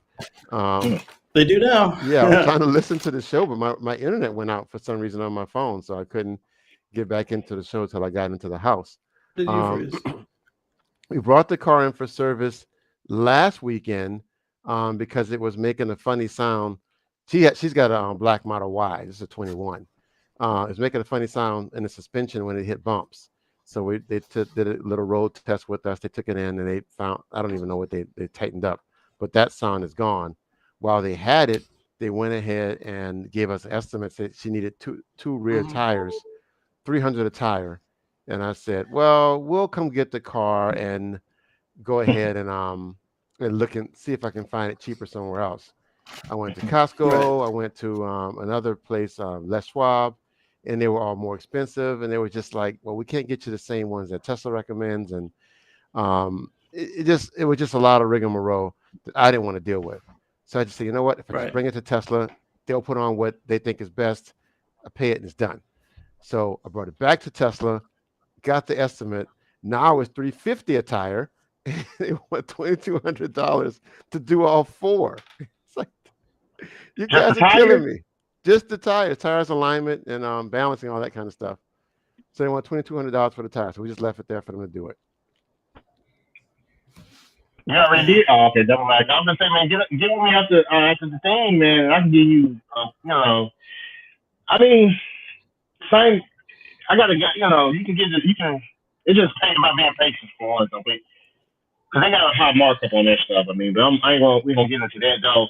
Mm-hmm. But my thing with the tires though, I see how all the other ones are wearing. They wearing like in the middle, and I was like, I can go a little long on them. I'm just type of guy. I just want to go and do it all at one time because I do not like to be stuck on the road or anything like that, So. Right. But yeah, for me with the tires, I did. I'm still on my second set. I did tire rack, and they saved me a couple $100 over Tesla. And then the car was already in for something else, so I made the mistake of letting Tesla do them, and they charged me an arm and a leg. And but they put them on because they were the Tesla tires. I just didn't buy them from Tesla. Oh, I see. Oh, you bought them from Tesla, but you had Tesla install them. I bought them from somebody else. You bought them from Tire Rack. Okay. Tire Rack, yeah. But they were the exact ones that Tesla uses, so they couldn't say all their usual excuses. Oh, so there you go. Yeah. That's what I should have done. Okay. So, yeah. Once I got the quote, then I could have taken that exact same size and everything, model number to Tire Rack. Do you guys have the same problem with the inside of the car wear out thing, like the inner wear out pretty fast? The car's so heavy. Well, other people. It does. Well, my Exit did, but for some reason, her Y has more wear on the outside of the tire and on the rears, not the fronts. So I don't know. So on my S, when I had it set to auto adjust, with speed, it would chew the crap out of them inside tires. So I wasted 4 tires before I realized what was going on. Right. And, stop messing with that. Because I always ride on low. Yeah. Right. So I set that one to standard. And just left it there. And on the X, it was delivered in always low because they were trying to stop shutter, and that didn't work because it wasn't built right. And I wonder if the new X's still have shutter, like with the Plaid, because it only has one motor up front. I'm gonna tell you something about that. When we get. I won't tell on the air, but I'm gonna tell you something about the situation with the Plaid from inside, So. All right. Okay. Just hold it look forward to that. So how are you having still some shutter, Kacey? I had the replacement done twice, and then now I only hear it occasionally if I trounce it all the way in certain conditions. But so it was delivered always low, and my tire wear has been even. The only time that I ever change the height of the car is if I need to raise it up to get over something silly in the road, or if I go off road. Right. Or when I'm towing. When I'm towing, I go back up to standard because that's what the manual says, and I don't want to blow out the rear and have them blame me for it. Yeah, I'm the same. I keep it in standard. I only go to high if I'm off road, and I follow what they recommend. It's the very slow speed, and I mean off road means like just parking off road, not like off roading. Right. Oh no, not off road adventure, but literally like, I went in some grass or some gravel. Yeah, that's my idea of off road for that car. It's not a Jeep. It's not a Cybertruck. No. Nyland. What's his name? Nyland, who did the Bjorn. Yeah, Bjorn tore up Optimus Prime. Yeah. So let's see. Robert William had West tires. I sold the car with over 60,000 on the tires, lifetime warranty and repair. Replacement $500 for 4 tires. That's pretty good. That's euros. Sorry, yeah, 500 pounds. Sorry. Pound. We got I totally read dollars in that. That's a good deal. I don't think they would offer that today, would they? Because they would be giving away tires. Well, All right, yeah, so just Model right 3 now the dollar and the pound a dollar and a euro are are pretty close. pretty close. So not much of a Yeah. conversion we need to do. Right. All right, so UK, Italy, and the Netherlands, I guess. The car can now read signs for speed assist, hardware 3 only. China, your internet radio service provider has been switched to ethereal sound. You gotta not offend people over there. It's a thread. Israel, Sentry activated. No audible alarm. That's fine. I mean, it's not as good, but it's fine. I'd rather get a video of them than scare them away if I had to pick one or the other. Refresh S, X, and Y, and Model Y without the cabin heater. Seatbelt improvements, but not in China or Japan. All right. North America, adjustable suspension, Raven only. To use maps to prepare for bumpy roads. This was something I'd pulled up. I don't know if I put it in the notes, but I pulled up, and it might have been one of them tabs I just closed on my phone. The car is now sharing data with Tesla about the road quality, and it's prepping itself, or is getting ready to be prepped for smoother ride, basically. Green light chime for everybody now, hardware 2 and up. MCU 2 Legacy SNX car colorizer that the Model 3 and Y got some time ago. All right, so this is nice. I'd like to be able to change my car color, but my car hasn't changed color. So what I would like to see is actually my daggum remote Sentry view and the turn signal blind spot detection thing. That's what I want to see. You don't have that? Are they doing a certain year? Are they doing that certain? Yeah. Legacy car. No, Despite the fact that my car is just as equipped as an identical vintage Model 3.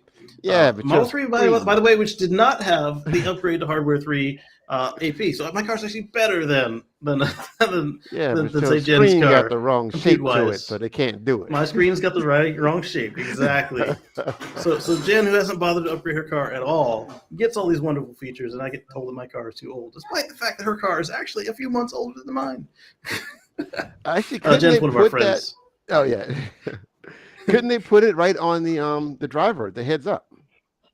That would be a great place for it, but I think even on your Plaid, it shows up on the main screen, right, Marcus? What's that? When you turn signal, it shows up on the main screen or in the dash? On the main screen. No, I mean not the one not the one in front on the big screen. The big one. Big screen. Yeah. Okay. Yeah. Well, So we don't have any excuse. We Now, already have the cameras on the big screen. They just don't show up when we turn the turn signal. They have the lamest excuses for why they won't do stuff. Yeah. Because they want us to buy a new car. Well, I am getting a Cybertruck, but me too. But I don't want to get another car in the meantime. Give me the easy, free stuff. I understand it might not be like that free or that easy, but give us a compelling excuse. Don't say, "Oh, your car is old." No, that is not a compelling excuse. Like, there's only 1,000 cars with this combo, and we've got other stuff to work on, sir. We'll get back to you when we feel like it. Okay, I can accept that. But just you give me the lie that your car is too old. No, that is a lie, sir. So, well, I mean, I guess when I thought about the long game for Tesla, when I first got my car, and every couple of months there was some new fancy thing it does. But I said they can't do this forever. They can't constantly give me new stuff forever. So are they spoiling us? Are they setting a bad precedent by having the current owners thinking that every month our car will do something brand new? I mean, that's literally gonna run out of stuff that it can do. Right. But say I had say I had the cameras I have, but I had MCU 1, and they said, "Oh, your car cannot do the blind spot, cannot do remote Sentry view." I would accept that because it's a completely different hardware than a 2018 Model 3. True. When I've got a 2018 Model X, where Tesla is explicitly, even Elon basically said that the only real difference between the MCU in the Model 3 and the Model S and X of that vintage was that theirs is water cooled. And it has a smaller horizontal screen. Those are the only things that they would admit was really appreciably different between the computers. And then, a couple of years later, they start giving you these excuses about too old, and you're like, all right, so I need water cooling to have blind spot detection and remote sensor view? Yes, What's the real deal It here? uses up way so much CPU, CPU processing that it needs liquid cooling, or else it'll burn out the whole system. But even tell me that. But like, if you just tell me it's too old, it can't do it, and then I feel like you're lying to me after what you went through such great pains to tell me how similar they were. Personally. All right, so green light chime for everybody, even on hardware 2. Legacy cars get the colorizer. Some cars, navigation language in Polish or Turkish is an option. Underneath, it seems as if it's downloadable language packs were added. So thankfully, I don't speak Polish or Turkish, so I'm not put out by if my car has or doesn't have that. But it's really weird that only some cars get it now. That usually languages are kind of across the board. Model 3 learned tire property reset after rotation or other change. That's good, because if you rotate your tires and they start telling you they're too old or too low or whatever, that's not a good experience. Hey, one of your tires has no tread on it. If you look at it, it's like it's meat. Other things, multiplayer modes with multiple gamepads seem to be added. Oh, nice. And did you ever try out that Bluetooth update, Marcus, to see if a Bluetooth controller worked for you now? I know that one of them said it was either on the way or was like there. No, but I was sent some stuff. I was sent some controls from abstract. I was abstract. Okay. I just didn't have a car yet to really try it out though, because she's getting a makeover. Is almost done. So I'm pretty sure. I've been seeing updates about it though, so I know by next week or week after next. I definitely. There you go. Sergio just tweeted asking Ford how long the wait is for an e-transit. That caught my attention there. At the beginning of the show, we were talking about the e-transit. Other things, multiplayer modes. Yep. Thanks for sharing. In-cabin camera wasn't active on SX, and seems so. So if you were doing stuff in one of those cars, be aware that the all-seeing eye is watching you now. Is the speed sign reading for highway or only local streets? This improves the accuracy of speed limit on local roads and highways in select countries. Detected speed limit signs will be displayed in the driving visualization. So they're getting what we have here in America. Hey, can I share something right quick? Since I just talking about the camera, you talking about the eye now. On my plan, I noticed, and my guys, we discovered this because, I'm changing the seats and everything. I got sensors. Right. Without that problem, the car was not even going gear, etc. So we found out that now they're doing this, at least going that, with the plan of going on, I'm understanding to like the newer vehicles, now they're using what they call seat mat sensors and so on. Basically, they're trying to get a little bit more safe when people doing all the crazy stuff, like, with autopilot, going to the back seat and all that, and when they put a little weight on the seats, etc. They kind of changed that a little bit, made it a little harder now because of people doing that craziness and not going forward. From my understanding, it's going to be like all the newer vehicles they're doing going forward for their safety precautions, to keep people from doing that fooling. Just making it harder, but more sensors on the seats now. It's called a seat mat sensor, which is real insane. But I understand why they're doing it because, the minute something go wrong, hey, Tesla autopilot is, Exactly. That's something we're going to bring up a little bit later, too, about the autopilot. I think this is the reason I had his Twitter pulled up. He says he's not sure how he missed this for an entire month or so, not seeing it in action. The alternate routes is now here, I guess, as in not just in China. So when you put in a route, I'm sorry the stunner is not working on the noise after the Mac crash. It didn't come back on, and now I'm afraid to fix it because my audio might go out.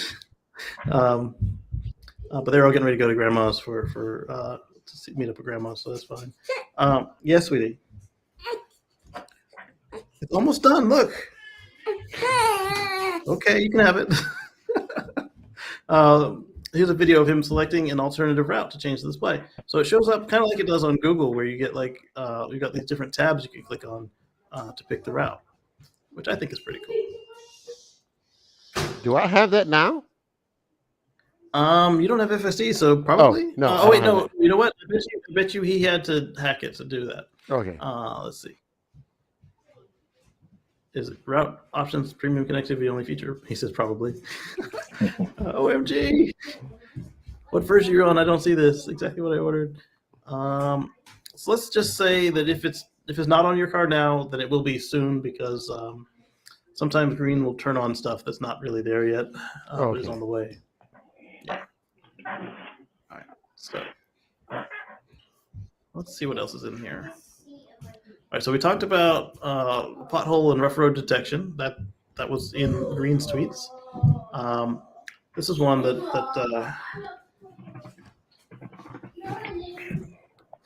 I thought was really cool, and then I started sketching out how it could be possible to be done because Tesla shows off this solar range extender with Starlink prototype that could save lives during disasters. And then they admitted that they are not going to actually sell this thing anytime soon. They're basically on a recruiting event. Let's Mac doesn't have a right click unless you double click. Close that. I did give it a double finger. I'll try one more time before I just copy and paste it. That was a triple click. All right, so copy and paste it. Mac knows best. What I should have done was just bring my mouse, and then this wouldn't be a problem. So here you've got what looks like it folds down into just 2 panels exposed and 9 panels when it's open. And you can see the squishy up top. And this appears to be a European grade trailer. And since they're not selling it, I said I'll make it myself, and we'll see how it goes. Eddie says all this Tesla talk. Well, I mean, Tesla is very well within the subject matter of the show, and Robert says that was 4 years ago. Is Welsh in the language? That's a good question. I don't know if Welsh is in the language. I would say it probably is because that would have been one of the earlier ones they added.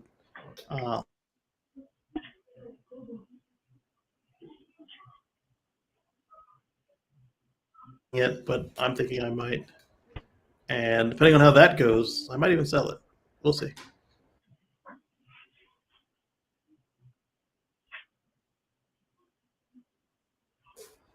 Same guy. Tesla has expanded the non-supercharger or non-US.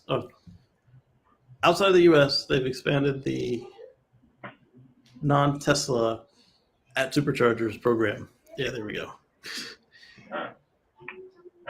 More countries, more cities. Something about Boring Company. So the Boring Company may be using FSD by 2022 at the year end, according to an Elon tweet. And like I was saying, this makes sense. And the Vegas Commission was also seeing this when they didn't renew the contract for a full 4-year extension. They only renewed it for 1 year, hoping that they could renew at the FSD pricing rather than paying the humans hours and benefits to drive people in their tunnels price. FCC received over 80,000, nearly 80,000 as of July 6th. Comments from Starlink users urging the rejection of Dish Network's 12 gigahertz plan terrestrially. So Dish is legally able to use 12 gigahertz from a satellite, but if they broadcast it from a cell tower, that is able to disrupt up to 70% of Starlink communications. So hopefully that doesn't go through because it's a different use case than what they were approved for. And she already has customers and the other does not. So it's kind of messed up if you let them go through. So we'll see what happens. Eddie's asking if the non-Tesla supercharger thing would really work here. I think it will, but they're going to have to be very careful, and they are going to have to start someplace other than California because it's not going to be pretty if you introduce it at places where people are already waiting in line for supercharges outside of like the crushiest holidays. Like if it's just some random Tuesday and people got to wait to charge, it's not going to be pretty. So what I think they're doing is they're studying human behavior. They're studying the actual patterns of what's in use, and they're going to make sure they get the most out of their equipment and make the most money from selling the electricity. But I think that they're smart. They're very smart people, but if they apply it smartly, I think that they will minimize the disruption and chances at having lines. And I bet you it would probably only be a few stalls per location unless they get everything just dialed in perfectly on this program over in Europe. Did you see the video of the man with the trailer solar on the bike? Oh yeah, you sent us one of the convertible boat, e-bike, and tent that showed it in motion. I thought that was pretty cool. That was definitely one of the tabs.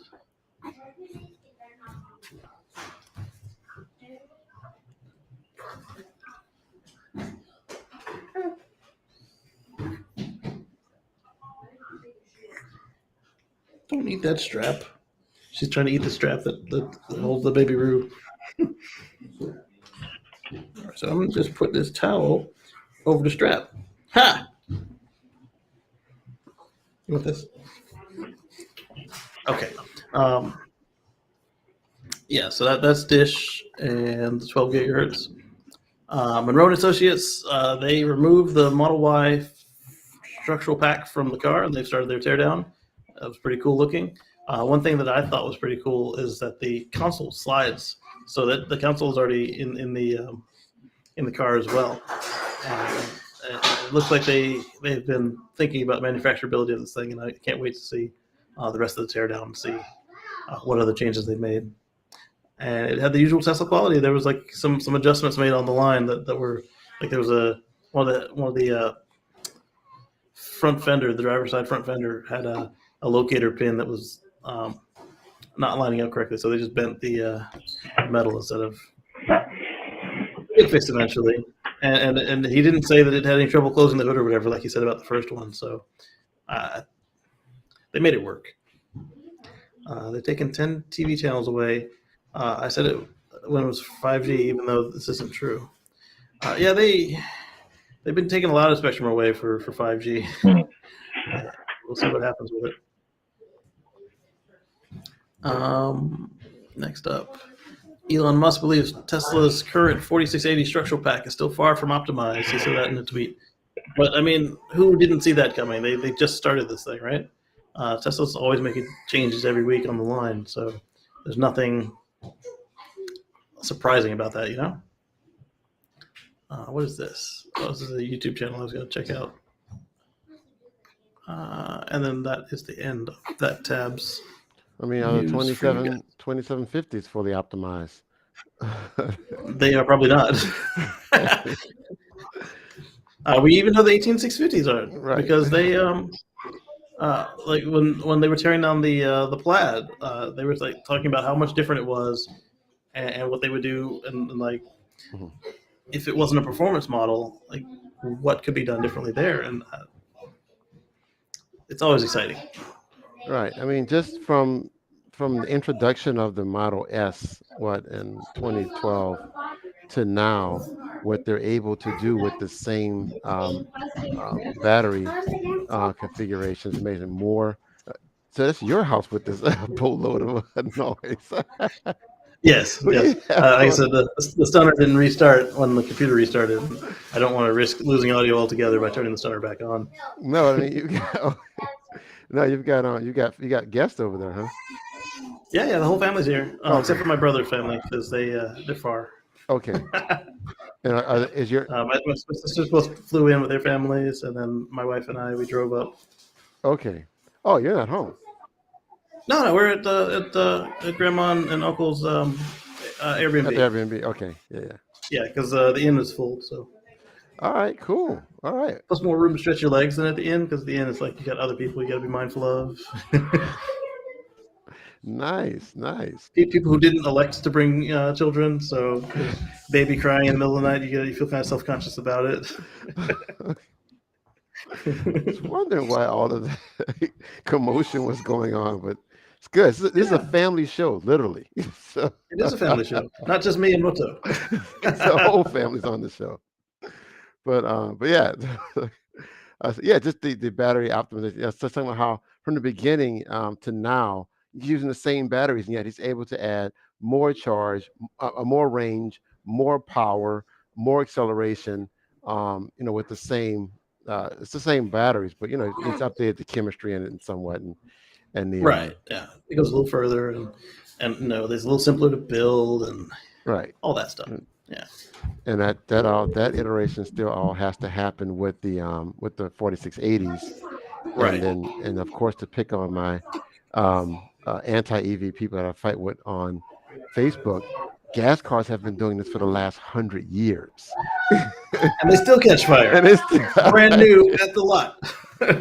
I mean, as far as iterating the motors and getting the engines into the peak efficiency, which has only reached about 30% in 100 years. Right, right. So give electric cars 20 years at this, and it's going to be amazing. The modern ones, yeah. Right. Yeah. I mean, because look what we've seen in the last 10 years. Like, yes. Like, cause the modern electric car didn't start till 2008, 2010. 2008 Right. for the Roadster, 2010 for the Leaf and the Volt. And the Volt is still a plug-in hybrid, but it was a very strong plug-in hybrid. It wasn't a hybrid. It was an extended range electric vehicle. Extended range vehicle, yeah. Yeah, so it would start as an EV, and then when you ran it all the way down, or if you were below 25 degrees Fahrenheit, then it would become a really crappy hybrid. And I mean really crappy, because it was bad at being a hybrid. Because its preference was to just make electricity and put it in the battery, and so I called it a fat Prius, because it could only get like 40 miles to the gallon on gas. So not even as good. Not even as good as a hybrid. Right. But it was a real electric car that just was carrying a little extra junk in the trunk. Yeah. So as Hey, Stan and Sharon, good to see you. I'll be stopping through again very shortly. I don't know exactly how the math is going to work out, but I'll be sure to put a note in the group so we can all meet up. Maybe stop at one of the events or something. That'd be cool. And then Eddie says, as for the junk fees, they should have been gone a decade ago. Yes, they should have. But remember, Eddie, who is the largest contributor to American politics? Oil, cars. They can do what they want. It's not good, but it is what it is, and we need to, as George is always telling us, we need to be mindful of our who we're electing and what their who sponsored them and what their goals are, and to remind them repeatedly they work for us. So that means calling them, writing them letters, texting them, and all that stuff works. But if you can get them a postcard or something that they have to mail back, it's a lot more work and a lot more something they remember.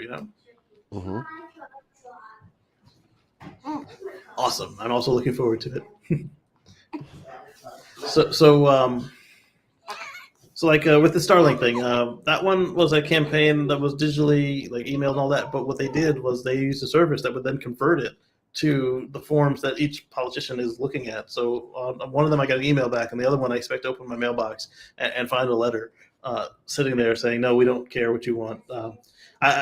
I don't think that will be the answer, but remember, my senator used to be Mr. Graham, and he would tell me to go pound sand whenever I would write him stuff that he was considering that would affect small businesses, like this small YouTube channel, for instance. He's like, "We've already made up our mind. Screw you." And so wait, tell me that postcard thing, this return postcard thing. So how do you do a postcard or a letter, anything they have to respond to that they can't just let's send a spam or ignore. And not that they are allowed to do that, but it's a lot easier to say you've addressed it if it was if you got 1 million copies of the same letter. But if you get 1 million mails of the same letter, you got to mail a letter back in response. Then yeah. And the same with phone calls. Even if you leave a voicemail, they have to answer every voicemail. They have to call you back, and so just if they're going to do what you don't want them to do, make their lives hard. Don't do anything that's going to get you in any trouble, but beat the good trouble. True. I gotta do more. I mean, I'm sitting back a little lazy on this stuff because I'm in California, and generally my representative is supportive of what I want as far as EV policy and clean energy policy. But you still got to hold their feet to the fire. Yeah, because you can't get complacent because you got your local guys, and then what if they try to force something on you from on high? They just removed some control from the EPA. So if you get a million copies of the same letter, you got to mail it back in response. Then yeah. And the same with phone calls. Even if you leave a voicemail, they have to answer every voicemail. They have to call you back, and so just if they're going to do what you don't want them to do, make their lives hard. Don't because it wasn't explicitly in the law, wasn't explicitly Right. in the Constitution or whatever. We've seen this with other more pressing issues recently as well. But you have to remember, nothing is sacred, nothing is safe, nothing is settled law. So keep reminding them what works for you. Right. And that's the way to do it. All right, so back to this should have already happened. We got to halfway through one of the paragraphs before the Mac decided to crash itself. Transparency and disclosure up front is part of the proposed rule. I love this because if you know what you're getting into, that's part of why the experience at a car dealership is so lopsided. Is as a salesman, I have all the information, I have all the power as far as how much the car costs. Well, I don't actually know how much the car costs because they keep that separate. So your salesmen aren't giving away the cars, but I have a better idea of what the car costs than you do. Yes, they have online sites that give you more information than you used to have, and that's what the salespeople are upset with, is that they no longer have all the cards.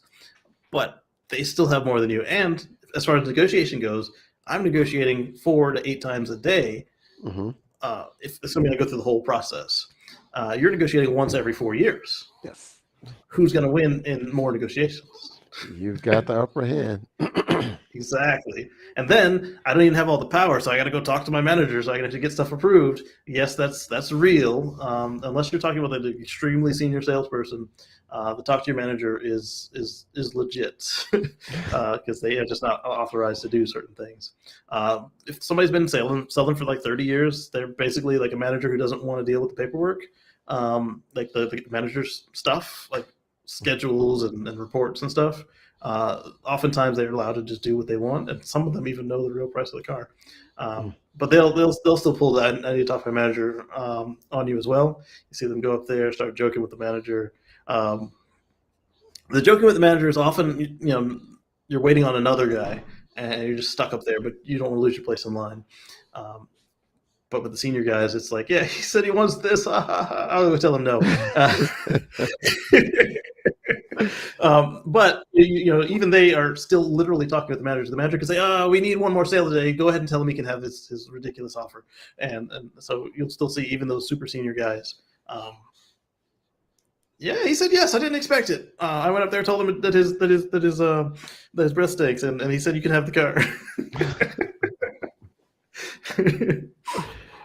I had to convert the joke real quick to be friendly for this show because none of the jokes are friendly for this show. It's a family show. We've already discussed this. Yes, we have. Yeah, so I mean, it was some fun, but I didn't like the late hours. There's a high rate of like divorce in that industry because of the late nights. And what do you mean you had to work till 10 again today? You're out there cheating. No, really. See, here's the check. Here's the bonus. I made the bonus by midnight. Actually, move that still. Right, exactly. They didn't usually hold up to midnight. It was usually like when they closed. So if you sold it at 3 in the morning, I think the latest I was ever there was like 2 in the morning, and everything that day counted. So I've been in some of those marathon sales. When I bought my car in San Francisco, we made a mistake and brought the kids with us, and it was just a horrible experience. Oh yeah. We were in there for 6 hours to buy the car. It just took forever. So every car after that, we're like, the kids stay home, bring them with us. Yes. It's rarely a quick procedure. Like what I used to like to do is I would have, because they ended up moving me really quickly to the internet department. I would like to have my whole package ready to go. All you have to do is drive the car to make sure it's what I promised you, sign for it, then go in, do either the pay with the finance guy or do the loan with the finance guy, and then come out and I show you how to use your car. That was my favorite way to do it. So my customers were in there like 15 minutes on the paperwork and an hour on learning how to use all the features, because again, internet customers, they all, other than the guys who were looking for a good used car, they would come in and they'd pick these high-tech cars, hybrids, plug-in electrics, minivans. Oh man, the minivans. And so I would show them all the features, and I know they weren't going to remember everything, but I did know that they would remember, hey, you said the car could do this. I can't find the button for the life of me. Can you help me out with that? So they come back and say, oh, click here, click there, boom. And they write it down because now this is the one thing they wanted to do, but they don't remember how to do it.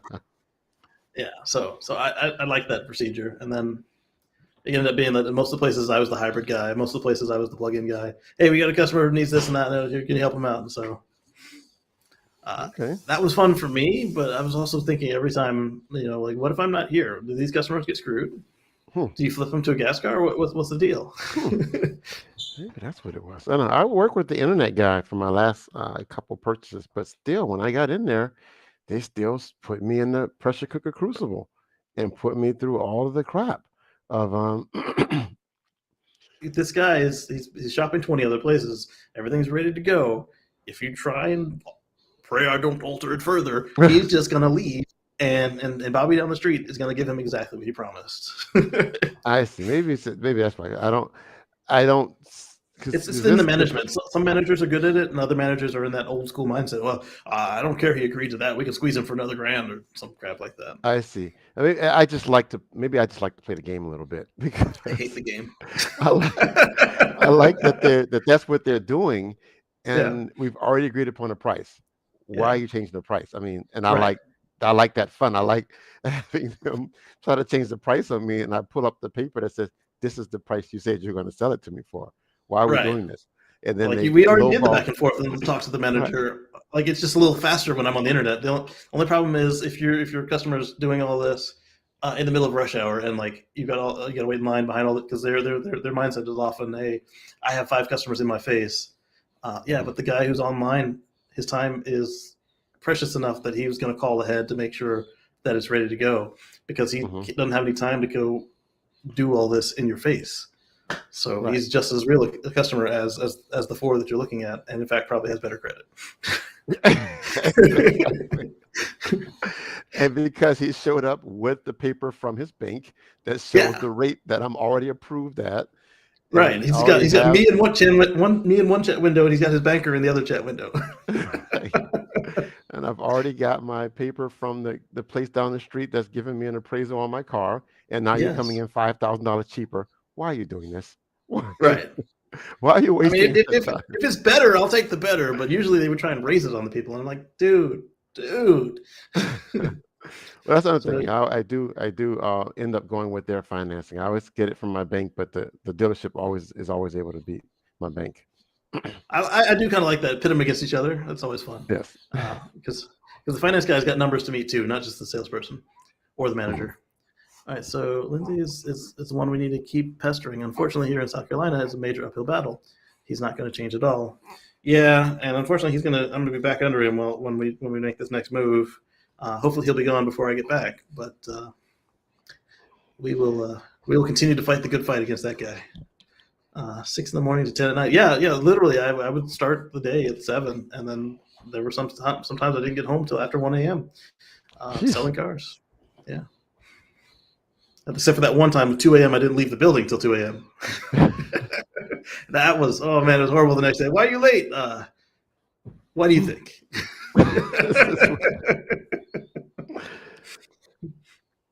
At least they, it wasn't like some other places where like a server goes down and you're up till 4 in the morning, and then they're wondering why you're not back there in your seat at 7 in the morning. At least there they kind of get like, look at this guy. He stayed till 4 in the morning, 2 in the morning, and made 3 more sales. And but they still say, why are you late? But they weren't as serious about some of those other places. Like, hey, you need to be more of a team player. Give up sleep. No, sleep is important.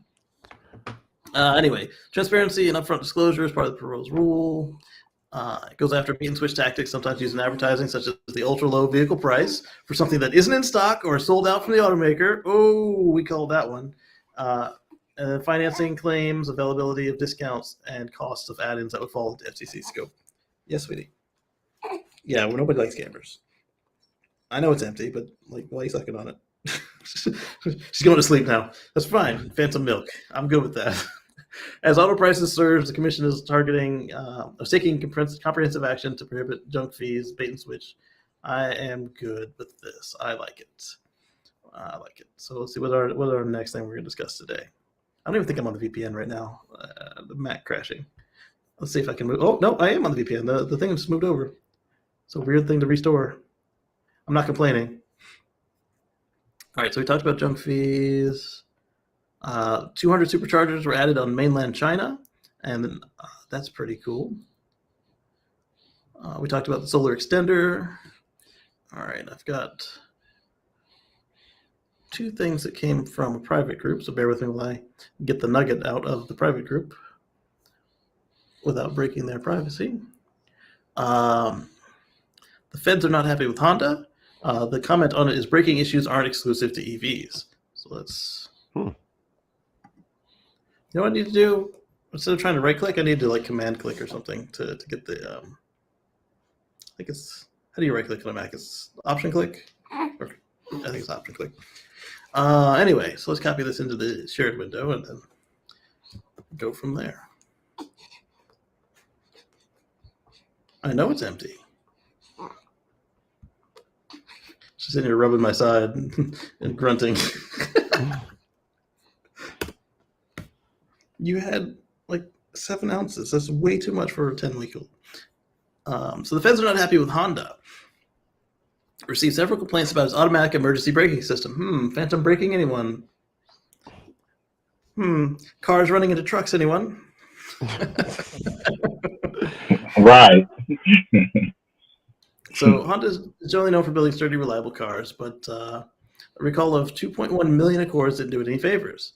And this is the same thing we said every time that we talk about how Tesla is having this problem, is everybody has these issues.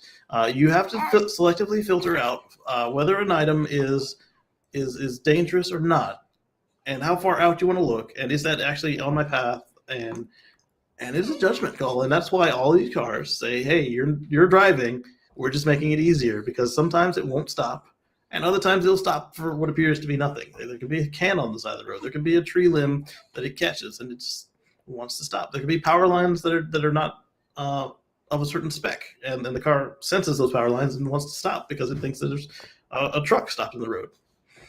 And they will probably adjust the software, and they'll be fine. But let's see if they did the usual. Anybody hurt or injured with this? Nope. The feds are clamping down hard on automakers this year. Tesla's facing an investigation into 830,000 of its cars and wants to expand what your car's black box records during an accident. The problem with that is Teslas are immediately updatable, so they'll probably snag us in this one. Because it's not like the noisemaker where they say, oh, well, we had to add a speaker to your car, so it's only on new cars. That's all I wanted to say about that, rather than actually get into it. This one was a photo from Historic Photographs. Option click. No, I didn't want to download it. Cancel.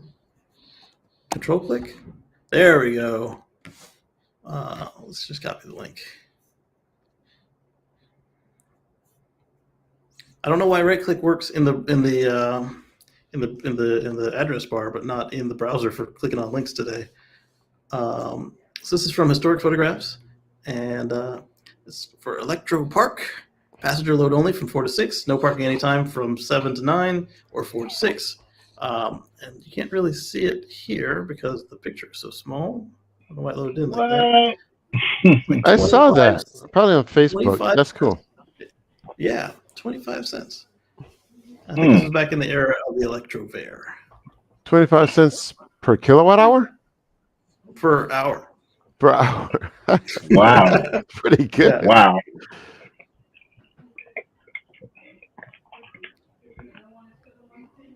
Here's one that I was hoping that Omar would be here so we could discuss this one. Copy link. Paste. Should have done paste and go instead of paste. Oh, whoa, it opened a new one. Come on, computer. Paste. I'll say that to my computer.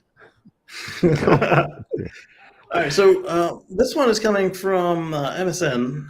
It was actually out of the drive, and the comments were actually mostly tame, surprisingly. So I will hope that they are still tame days later. And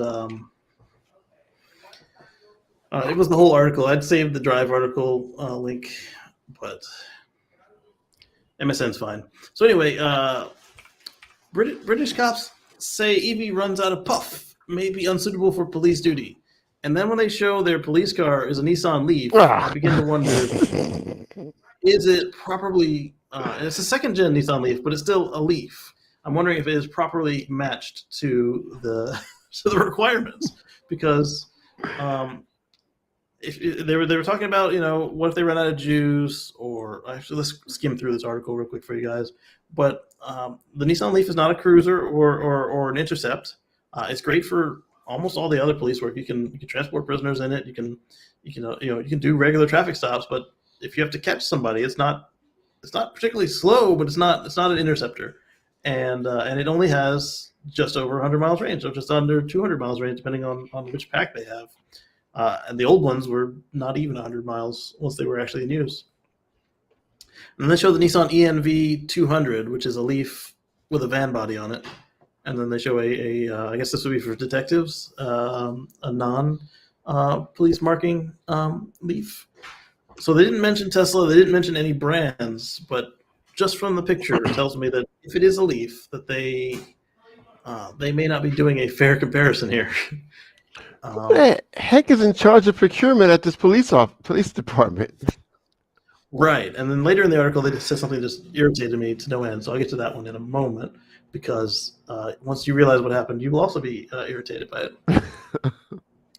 Stan says we can only hope. I know I'll be voting. Absolutely, that's what we need. More people voting that's what they want. They want us to get discouraged and not vote, so they can just do whatever they want. But we can take the power back. Eddie says, when I got my insight, I paid. Where's my mouse? You have some Mac issues.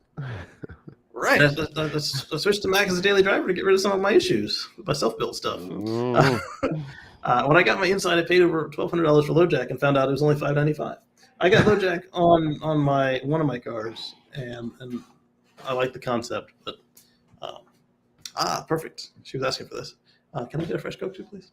Thank you.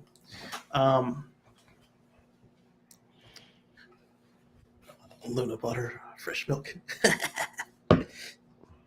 Where were we at that? So I got the LoJack. Thankfully, I never needed it, but given a choice to do it again, I might not have.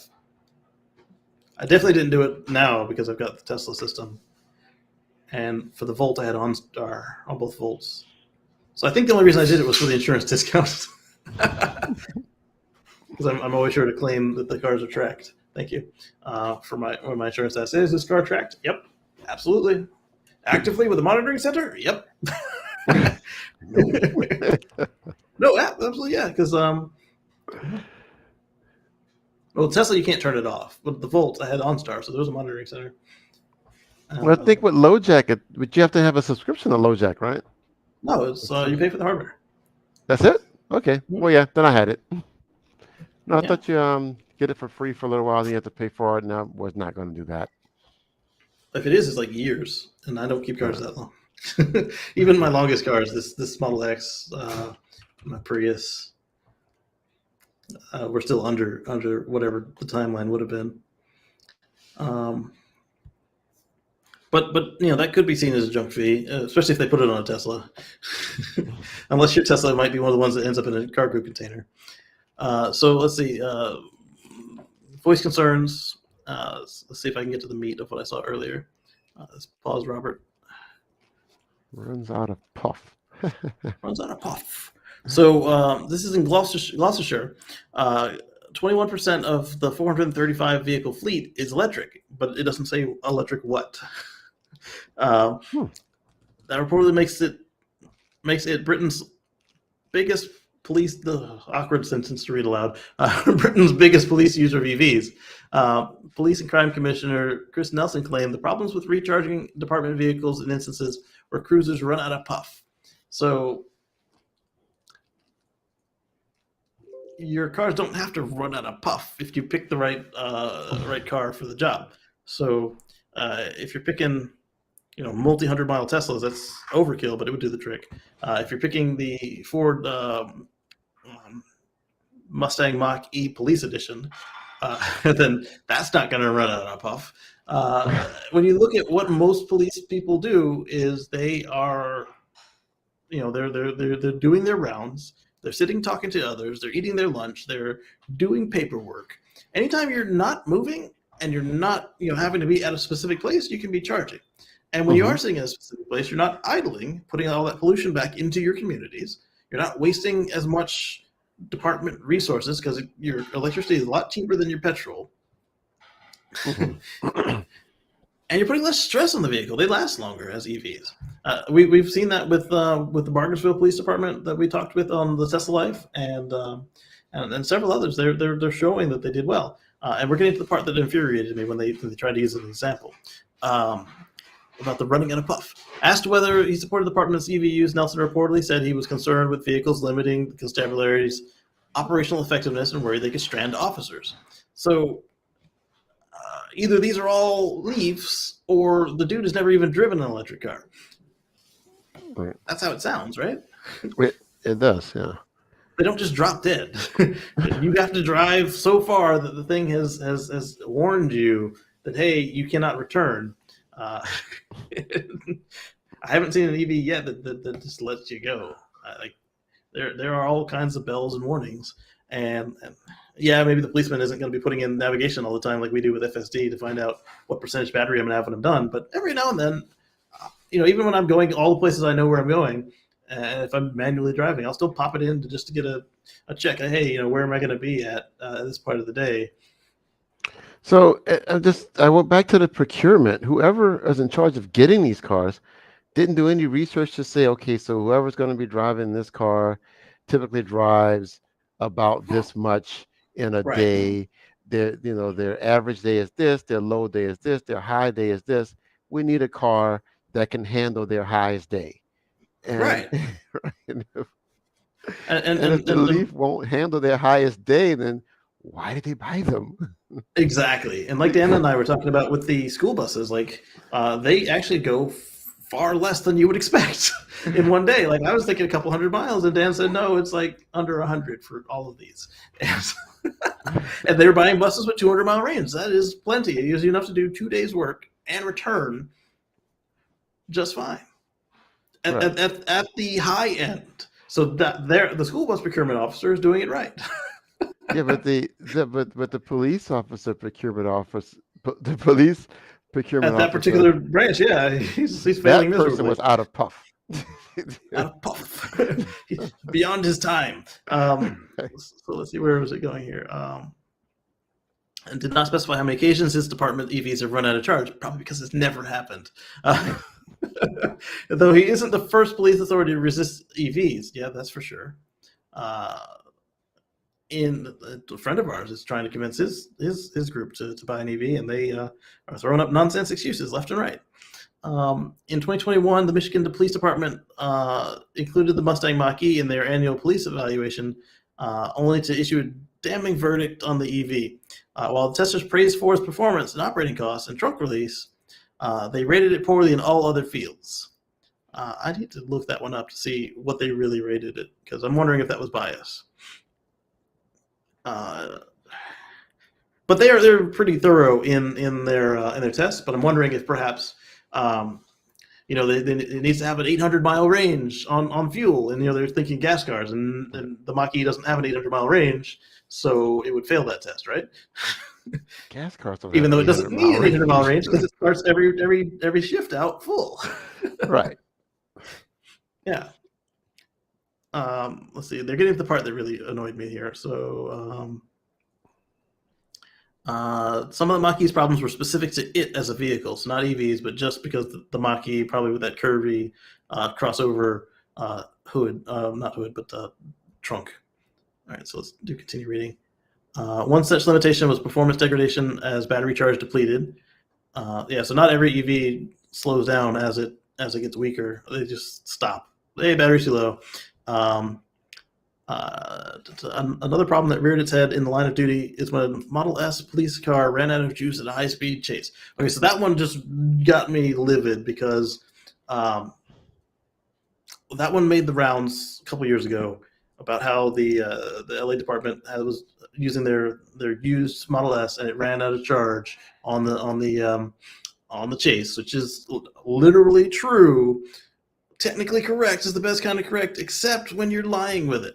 That car did not continue pursuit because the state of charge was low. On the previous shift, the officer forgot to plug it in. The next officer picked it up. It was not full. He knew this. He still initiated, jumped in on the chase. Then the car said, "Hey, past the point of no return. What are you going to do?" So he called in on the radio, "Hey, I'm breaking off of this chase, that there are already multiple officers on this chase, and I'm going to go back to base and recharge." At the same time that this happened, the LA chief went on to say that this happens all the time with their gas cars. The previous officer didn't fill it up with gas. The second officer is on a chase. He has to stop and go get gas. So thank you. I was going to ask that question. Yeah. So they weren't upset. Exactly. Yeah, they weren't upset, and they didn't think it was weird. It just made the news because it was the first time it happened to them with a Tesla. And right. And of course, it's going to take 8 hours to charge, so we'll never catch this bad guy.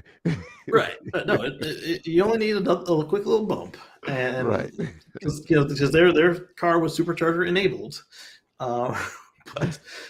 So and there's I guarantee there's a supercharger in LA. I certainly hope this chase goes by a supercharger. Right. Charge up and then get back on the chase.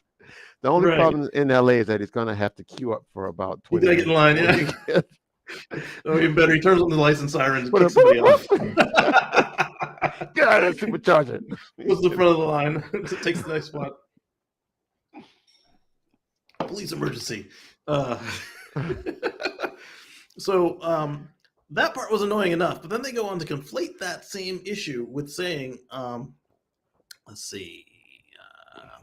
more efficient than combustion cars, EVs can't efficiently store the same amount of energy. That's true, but they can store the same amount of miles. They don't need to store, hundreds of kilowatt hours that the gasoline stores. Yeah. Because most of that gasoline kilowatt hours is thrown away as heat and noise. So you need to have heat and noise.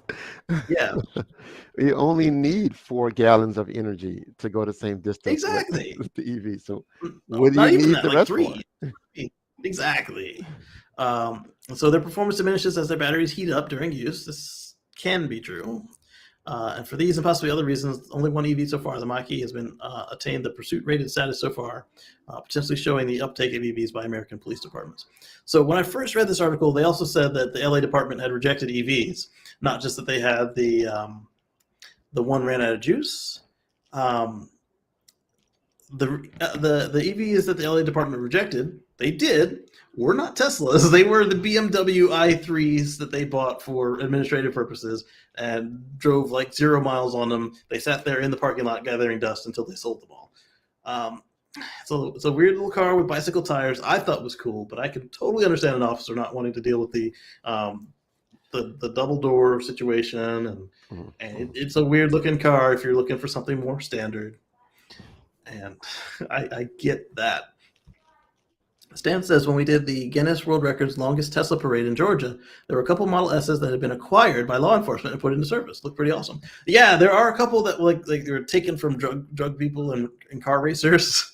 Those are fun, and then they get pressed into police service. And then others, like you said, that just during asset seizures. Now, I'm no fan of civil asset forfeiture, where they go in and drain your bank accounts and steal your cash. No. That is BS. But if you're a drug lord and they catch you with the drugs and they seize your drug stuff and you bought cars with it and the car is sitting there and in the seizure, I understand and respect that. But sell it. Stop. I say sell it all. All the money. You can sell it, but I don't see a problem with using it either. Coffers, and you got to come back and get get permission from me, John Q. taxpayer, before you start driving around in drug dealer cars. Or else you're just a drug dealer too. I see why. Because everything gets sold, and it goes. It's more fair that way. It's more fair that way. Yeah, it's more fair that way. Because there's less chance for corruption. Yeah, that's the reason I look at it. I mean, it's just less chance of corruption if everything went through the system, and there's so much racism involved in that. When they procure those items from the drug dealers. But which ones I wish Omar was here so I could ask him I mean, how successful are police chases? I'm sure police, maybe you have some police in your audience, and they do it. So I guess it's useful. But I mean, we've Yeah, got drones and helicopters. We can you see can't the outrun the guy. radio. And we have radio. He's heading down this street. So why don't you set up a trap and a, what do you call it, with the spikes? Spike his tires, and Yeah, why do we spike have strip. to keep chasing after this guy and Well, doing as because much in LA, damage? it makes great TV to have car chases Right. on the nightly news. What do you mean? The most highly rated car chase was at 30 miles an hour. With OJ. With OJ. It was very safe, actually. I don't think Yeah, anybody got hurt in that car chase. right. No Uh, property damage. Eddie says, I'm pretty sure EV squad car can commandeer a lot if needed. That's probably true. So he left with half a tank. Little, yeah, exactly like that. It's the exact same scenario. That's what happened to their gas cars too. The officers, instead of doing it like they have, I'm assuming this one probably also has a fuel tank on site. A lot of them still do that, and they're just old enough that it might. So that just means they didn't stop by the fuel pump on the way in or There's out. not a motor pool manager. I mean, they're expecting the guy who just arrested somebody and I'm got him in cuffs. I'm getting him out of the car. Oh wait, hold on, perp. I got to go plug my car in. Well, I mean, if you're just coming back for paperwork, then yeah, I would expect you to plug in your car. But yeah, if you're actively doing an arrest or whatever, then maybe it was that kind of an oversight. Yeah, There's not I like a agree. motor pool manager who every night goes in to see which cars are checked in, check the fuel level, check the charge level. That's just their job. That would make too much sense. But they are also city employees, so they might not have the budget for that. Well, They need it for another tank. if they sell those cars instead of painting them and Yes, turning them into police cars, they'd have the exactly. budget. All right, so we talked about why Michigan thinks the Mach-E might have made it but not made it, which is interesting that they loved it but hated it. It's not what we're used to. Get rid of it. Pursuit rate is seemingly lacking of standardization. Yes. And EVs don't fit all police applications. Absolutely. And all the departments, of course. But to just say they all run at a puff, police should never use one is myopic. For example, one Indiana police department, probably also Bargersville, found that its Tesla Model 3 Cruiser saved it even more money than anticipated, especially as gas prices went up. And they bought 3 to 5 more because of it. They were just saving so much money on the car. Police Cruiser, this car as they should be using the car they crushed. Oh, yeah, so the crushed car situation is worse. Yeah, so rather than crushing the cars to teach them a lesson, I like Dawood's idea of selling it and putting it in general funds. Don't put it in police funds. Put it in general funds.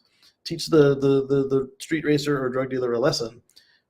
Fix some potholes, because if you just give it to the police, then they're gonna have to spend it, and then you end up with the New York Police Department with the Taiwanese office for whatever reason and 8 tanks. Like, why do you need an overseas office, NYPD? Like, seriously, I need to watch the video to find out the details on that. I'm curious what their excuse is. But the fact that they have so much stuff that they don't need and don't use tells me that that's probably what it seems to be on face value, and I'm curious to find out why they have an overseas office. Because the New York Police Department is bigger than some people's armies. Holy crap.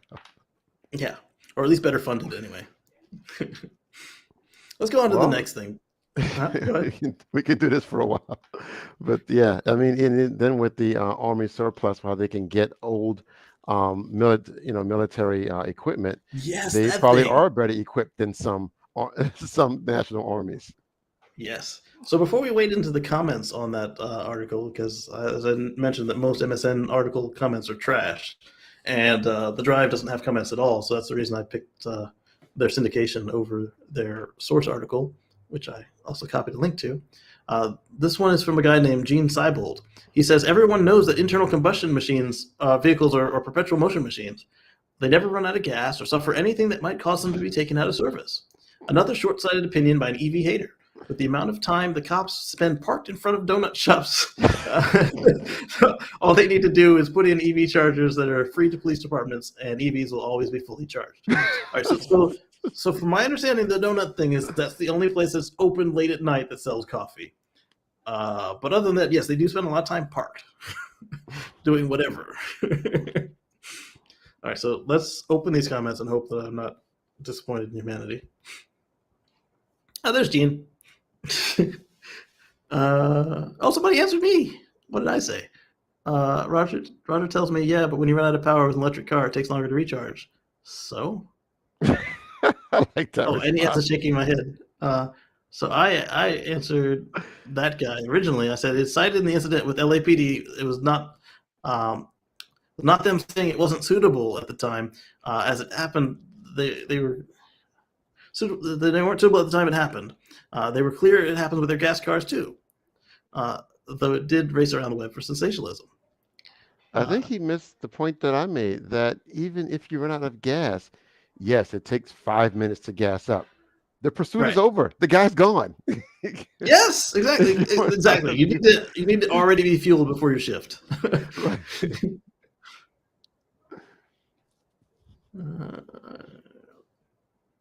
So there were the usual disappointments in humanity in there, but there were some people who got it, like 3.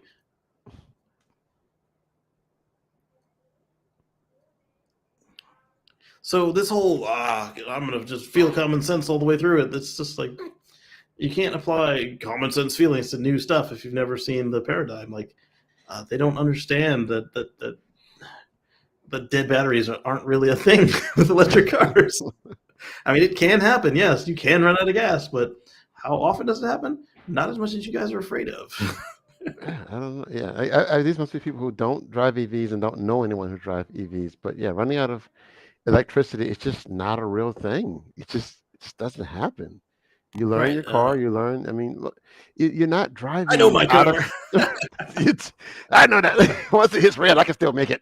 I got another 10 miles after the red. But you're not driving out of state to some unknown place every day. Most people know where they're going. You're driving around your local area, your local region.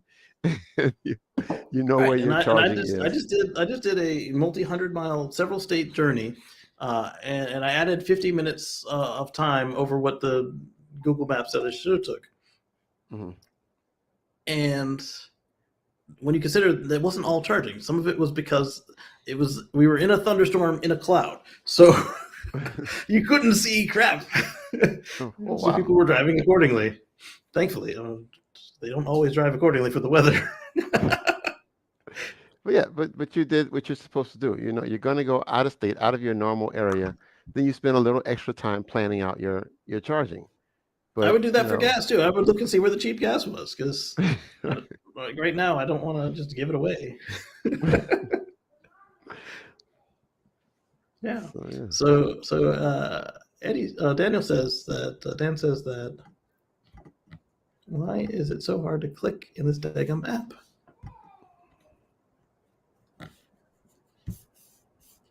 All right, so I can scroll the comments. I just can't show them on screen right now for whatever reason. Dan says that they call off almost all chases in Baltimore and use the helicopter. Just place units at various locations to come in when the vehicle stops. Yeah. And then you can call OnStar or whoever to stop the vehicle. Tesla doesn't offer this, but OnStar does.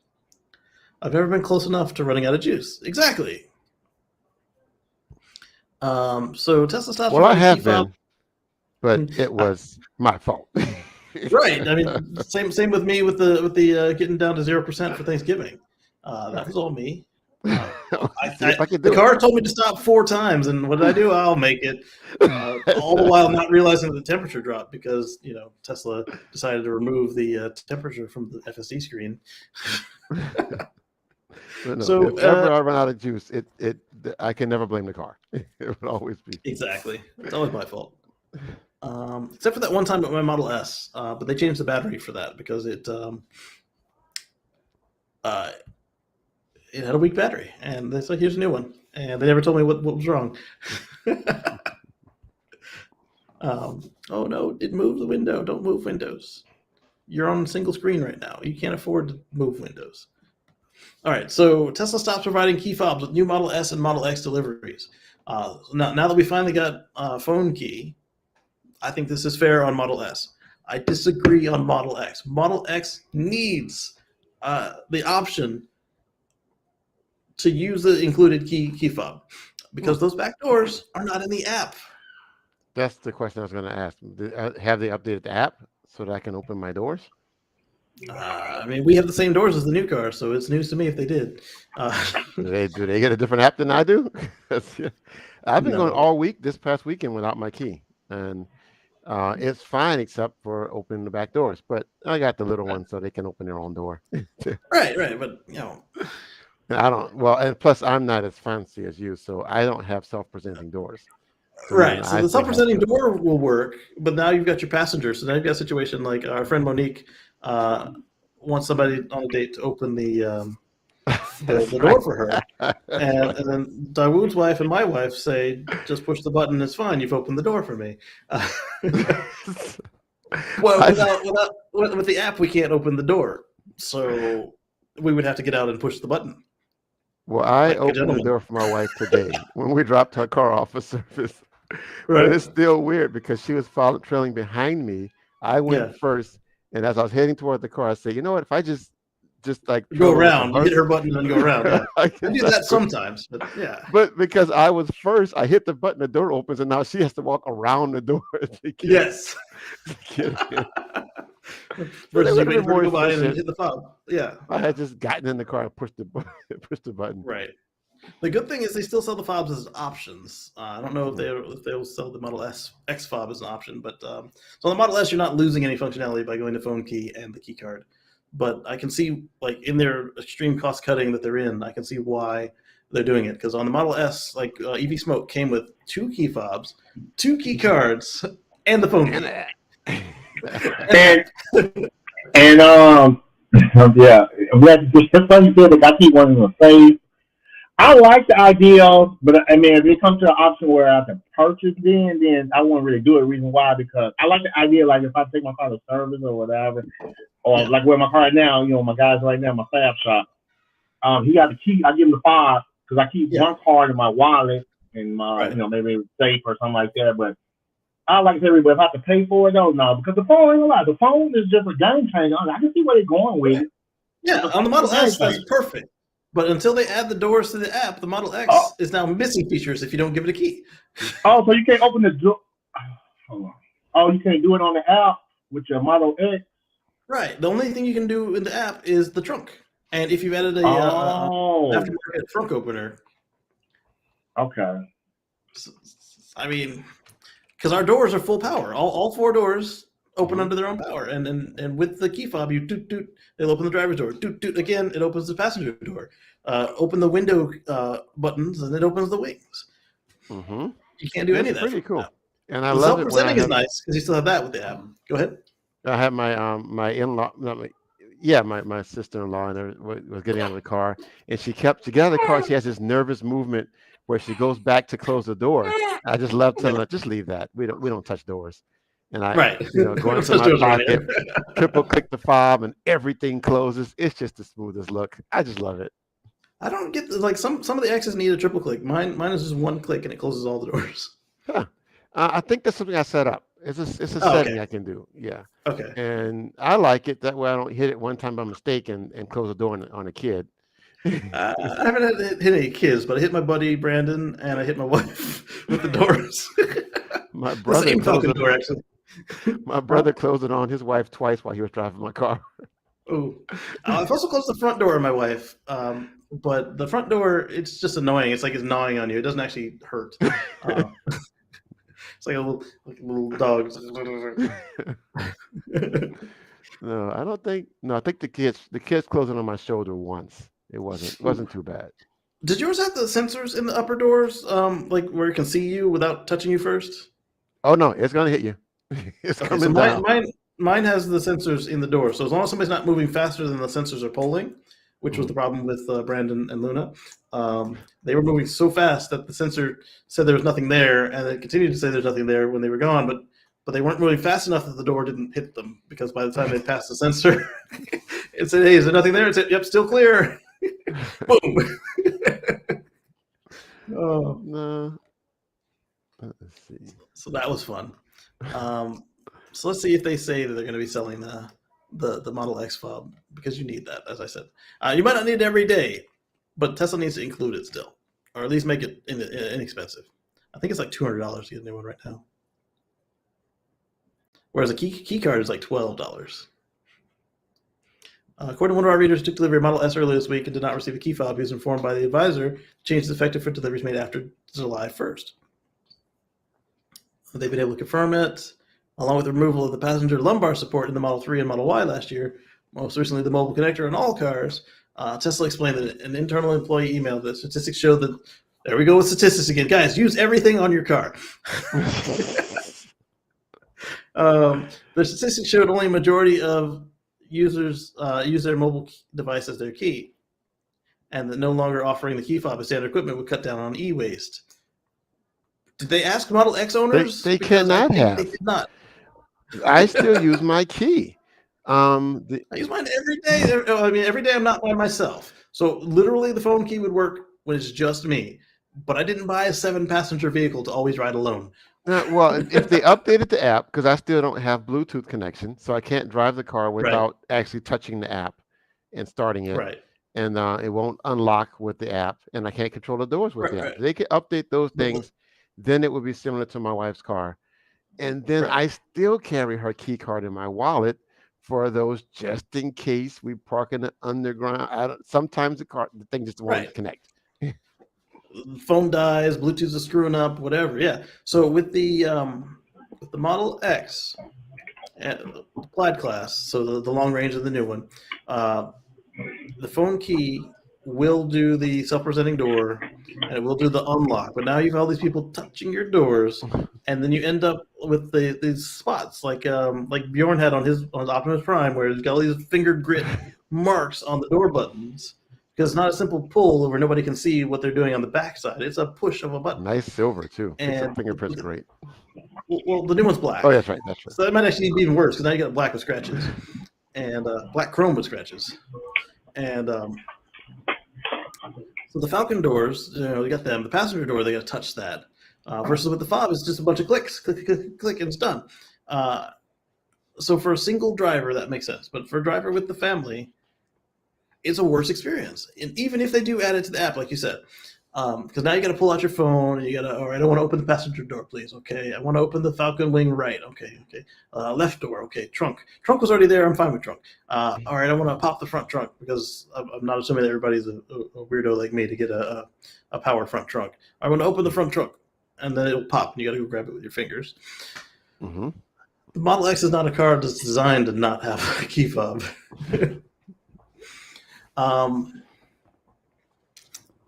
So if you really want or need a key fob, you can still purchase them on Tesla Shop for $175 US or $225 each, Canadian each. Let us know if your car came with one.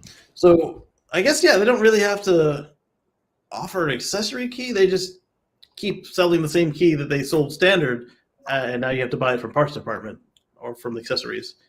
So that's not so bad. It's not so bad. But on the Model X, you should at least include one key fob. Because if you're riding alone, you don't need the key. I get it. But if you're riding with family, then that other person that normally rides with you can do the clickety, clickety, clickety. Let's see if there are any comments. You don't think they're going to do an update software maybe that allows to open? I'm just curious. There's nothing stopping them from putting it in the app, but it's not in the app now. Right. Tesla junk fees. That's what's happening right here. Right. So let's see what the comments are on this. The note about key fobs always coming with S and X since their introduction is misleading. Then the key fob was required. This is true. You can open and start the car with the app, but it's inconvenient, and it uses cellular. So if you're in an underground whatever, it don't work. New S and X use smartphone as a key the same way as a Model 3 and Y. It stays in your pocket and works exactly the same way as a key fob. So if your physical key fob is not required for 99% of the owners. So it makes sense not to include it. I've never needed a key fob for my 3 and Y. I wish my S would work with the phone as key. Remembering to take that fob out I'm going to put a comment on this because the Model X is not represented here. Always remember to take the fob out when okay, I'll give you a thumbs up for that. Never understood why they supplied them. Maybe elderly people who don't like the basic technology. Why even drive a Tesla then? No, he's got a good point. That first one pointing out that the phone for S and X uses cellular. So yeah, when you're when you're the first guy gave him a thumbs underground up. garage, it doesn't work. Yeah, they can update it to Bluetooth. And the second guy has the same point too. How do you start your phone without the fob when your phone is dead, or breaks, or gets stolen? For the old cars, he's right. For the new cars, you use the key card. So I'll give him the thumbs up. Tesla Sims will take it. That's dirty. The real Sims subjects they don't have no idea about. My Model 3 has a card and a phone app I use most of the time. Yes, but your Model 3 is not a Model X, Bo. It'll work for the S. The S is fine. I'm not arguing against the S. Marcus just said it's good on the S. I've had nothing but key fobs. Okay, last part again. What did you say? I said you confirmed that it'll work great on the S. Mm-hmm. Yeah. Why would I want to do manual labor that's already automated? What's next? A manual gearbox? Why walk if you can get an electric wheelchair?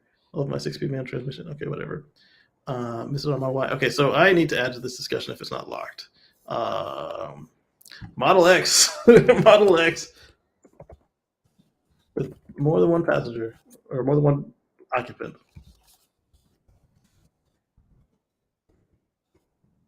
Needs the fob to retain current functionality. App is not a proper substitute.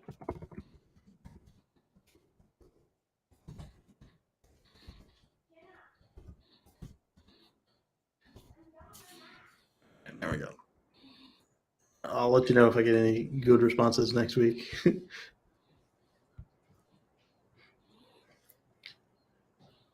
Let me edit that real quick. If driving by yourself. Okay. Sounds wonderful. Should put something about use all your features before Elon cuts them out. I'm going to tell my wife to get in the car and start moving around her passenger seat. Right. We've detected that the right rear seat is never buckled. We've removed it. No. Eddie says no Bluetooth. Yeah, it has Bluetooth, but the problem is the way our Bluetooth is implemented and what Wood is trying to use, it ain't there. Mm-hmm. My friend's got a Model X and he uses a flip phone. Yeah, see, some people are less technical, and I commend them for continuing to upgrade where they see benefits. Mazda reports 23 sales of their Mazda MX-3 and MX-30 in June of 2022. Remember, this is the 100-mile Mazda crossover. They managed to match Maryled for Q3 with 23 cars in June. In 1 month, not even 3 months, 1 month. Our friend Kyle Connor found a really cool picture. Well, he found a really cool scenario and took a picture of it. Except I don't need a link to the paragraph. I need a link. And let's share it here. Paste and go. And yeah, so it's an electric Sprinter test mule, long chassis, high roof, and it's testing. Love the charge port location and the diesel badge on the back. Range and charging speeds suck, but that's okay for urban use. I clicked. I didn't say move the daggum window. Stand by. All right, there we go. Let's look at these pictures. I do kind of like the front charge port, but I like reversing in everywhere. This was even before Tesla. You'd always find my cars reversed in and at the highest spot in the parking lot. So I could just roll out. With the EVs, I stopped caring about whether it was in the highest spot, and I just started parking, just reverse in. You can see more of the lot unless there's a large SUV parked nose in right next to you. And the situation around you changes less between when you decide you're going to move and when you last did your survey of what's going on in the lot. Versus when you put it in reverse and you start backing out, all of a sudden the whole world has changed. I mean, This is actually kind of cool to me. And I don't understand the diesel badge. I guess he's talking about the number from a diesel van. But this will be fun. Interesting they chose the one with the sliding door instead of the barn doors. Yeah, barn doors. All right. Then we've got 750,000 Cybertruck drive units have been ordered over the next 12 months. Scheduled for assembly starting now. At 750 units per year, 750,000 units per year, that is 188 quad motor a year, 375 dual motor a year, or 50 split. That's 281,000 units planned for their first year of production. That's coming from, darn it, I did it again. It's coming from the Cybertruck guy on Twitter. He used to be another name. So I'm just gonna start option clicking on stuff since I don't have a mouse with me. Because usually I just right click like I do on my PC, and it doesn't matter because Mac understands right click these days.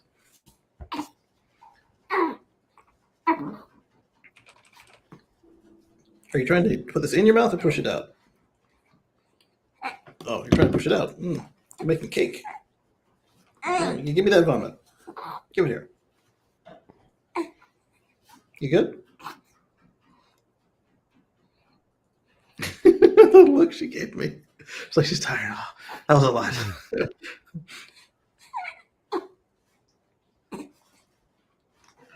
Oh, you want it back? Okay, you can have it back. Okay. I didn't mean to take it while you were throwing up. I just figured it's easy to throw up without something in your mouth, okay? Yeah, that's right. Oh my goodness. Give me that milk. If I'm not mistaken, the Model Y did 125,000 in the first year. Model 3 did 60 in the first year. Remember, Model 3 was like a way slower ramp they were trying. 250,000 trucks in the first year would be huge. I wonder how they handle. Did I just drain another battery? I did too. I drained 2 of these battery packs, large ones, and before I left, I filled them up with solar. You use up all your sunshine? This one's actually got its own solar power. The second lump is a solar panel, like a series of solar panels, and this one I just filled up from the solar generator. But they're empty now. I've got another one, but it's not meant to keep up with the laptop. Do I have any more? I don't. So that one I won't try to connect the Mac to it because it's not rated for that kind of use. So I don't know how it'll do. I always thought the reservation numbers were prioritized by whatever terms produced first. Yes, this is true. I think that was all I had to say about that one. And then our friends at Drive Tesla Canada reported that they, excuse me, sorry, I forgot that the stunner wasn't on. Excuse me. The Tesla ordered the Cybertruck drive equipment. We just talked about that. This one was fun. Elon is talking about a robo-van, which I think is really cool. Because I'm obsessed with vans. Always have been. Elon tests the waters for a highly configurable Tesla robo-van. He says maybe Tesla should make a highly configurable robo-van for people in cargo. I agree. Do it. Because if I could just use it as is on the supercharger network, I will enjoy that. With my FSD and not having to learn anything new, bring it on. Give me the option to make it like my Cybertruck or Model X with all the options, as well as to, go with the Ford work van option with got one screen and barely any air conditioning, so I can save money. Do it. But let me pick which cab I want. Don't just say because I got the cargo van that it's got to be garbage up front. Because what if I'm a tradesman that likes his luxury, premiumness? Definitely need something bigger than the X. Is this possible? Elon replies with a smile. All right, let's do it. I updated that. Seems this is what the Boeing company needs. The Vegas loop is begging for a passenger van. Maybe the whole more people arguing about the Hyperloop. Let's not get into that until we get some more stops open. Maybe it'll do its own arguments about why people who think the train is the ultimate in moving mass amounts of people. I mean, if everybody's going to the same place, yes, the train will win, but they're not all going to the same place. So I'm curious how well the full network stands up to its promises. Mm-hmm. All right, this one is coming from probably Drive Tesla Canada. I don't want to link the paragraph. I want to link to the news.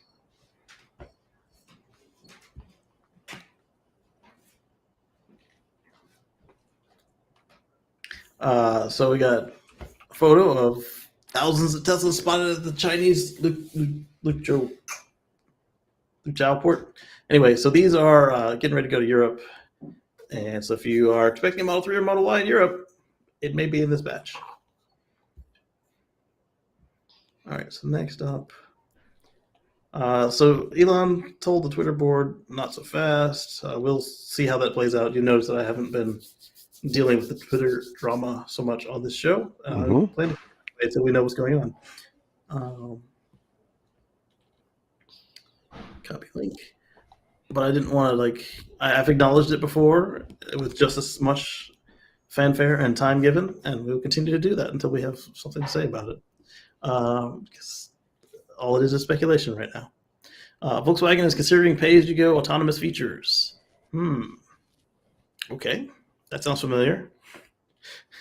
Volkswagen continues to work to a level 4 or 5 autonomous vehicle. The company is considering going in a different direction regarding how customers will pay for it. Instead of following the original Tesla model where users pay in one lump sum to get access, VW is envisioning pay-as-you-go model.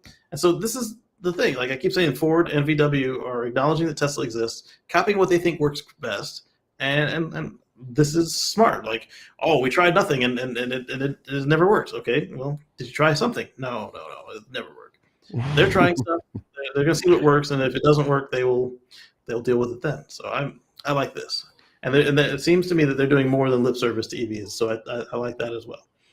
They do both have a lot of fossil baggage, and then VW has more than just fossil baggage. They've got a lot of societal baggage between Dieselgate and their company origins and so forth. But they're trying, and I can't hold the people who are there now, except for the ones who did Dieselgate. I can't hold them accountable for the sins of their fathers. So I am happy that they're trying to do the right thing. But the fact that they still currently have those fossil legacies on sale makes it harder for them to go whole cloth EV overnight. If they did that, I would be impressed, and it would be really bad for the shareholders. I know, right? Yeah. I mean, that takes guts, and to stand up like that would be something else. And I like it. So, on the subject of people copying Tesla, Porsche now has their own insurance, and they launched it in Canada. What? You dropped it, not me. Here. She let the bottle dip down, and then she was complaining that she had air in the tip, so she now has milk there. So yeah, you can get Porsche insurance in Canada. So for our Canadian viewers. While Tesla owners in Canada wait for the expansion of Tesla insurance, you can, if you get a Porsche instead, you can get it. There you go. Let's see. OEM parts, that's nice. In fact, if they didn't offer OEM replacement parts with OEM insurance, I would be disappointed. Installations by Porsche trained technicians and brand approved facilities. Again, that is what I expect when I buy branded insurance.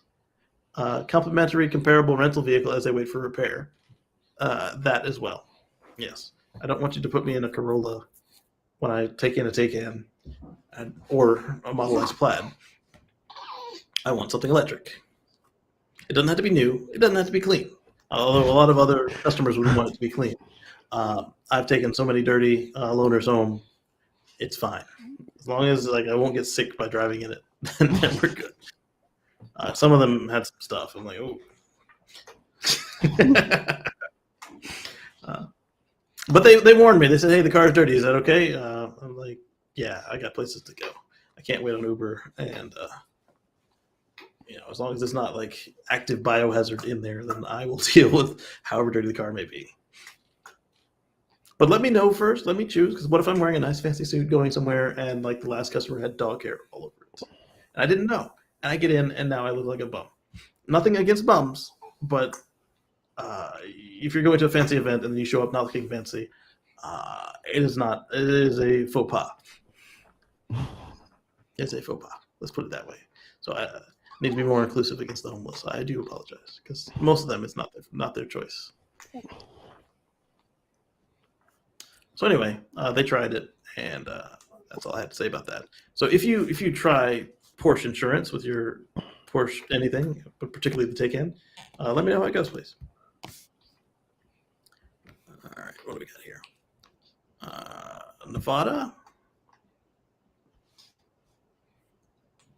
Giga Nevada is overflowing with $500 million worth of Tesla Megapacks waiting to be delivered. Here's a photo.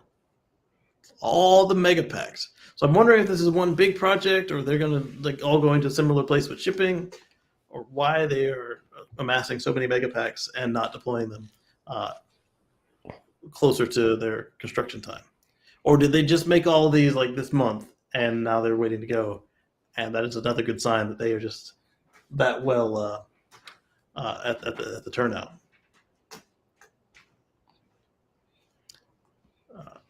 We'll see how it goes. Don't forget, they're also getting a Megapack factory in California, so they won't even need to be doing this at the Gigafactory anymore. Mm-hmm. And then we have an update on our story. Last week we went over the Tesla numbers for the quarter, and there was concern that with the shutdown that the Giga Shanghai had, that they wouldn't do so well, and they did have a dip, but they had a record June. They called that out in their update. They had a record June, but now Drive Tesla found themselves the details. So where's this update? We're gonna look at that update. The figure has now been released, and Giga Shanghai produced 70,298 cars last month, breaking the previous record from January of 2022, when 68,117 cars were built. At least say Tesla's ramp-up process is going well, and sales have rebounded after a tough couple months of COVID-related shutdowns. For the overall car sector, sales have rebounded well in China. Total passenger sales totaled just 1.97 million in June, and an increase of 22% year over year. Sales of electric cars have accounted for 27% overall sales, an increase of 130.8% in year over year sales. This is really good. And while we're talking about China and sales, I want to bring up the BYD sells more cars than scenario. Nikki and crew did the really good job over at Transport. No, not Transport Evolved. What's their name? Yeah, they're Transport Evolved. Yeah. TN. Yeah, so, I watched that one. They did a really good breakdown of what actually happened. We had a case of either some uninformed or lazy journalism. China has a term called new energy vehicle, which is anything that's not a combustion car. Mm-hmm. However, it includes combustion cars because if you have those cars with a large starter battery and they turn off when you get to the stoplight and turn off your air conditioner too, but they auto start when you start, they are new energy vehicles. Regular hybrids are new energy vehicles. Plug-in hybrids, new energy vehicle. Electric car, also a new energy vehicle. So how long until the U.S. OEMs say, why weren't we using that term so they can get away from electrified to new energy? Right. So that's what my synopsis of the thing was electrified strikes again, because electrified is a new energy vehicle, the exact same thing. Except electrified might not include the start stops, but I think it does. They just call it a mild hybrid. So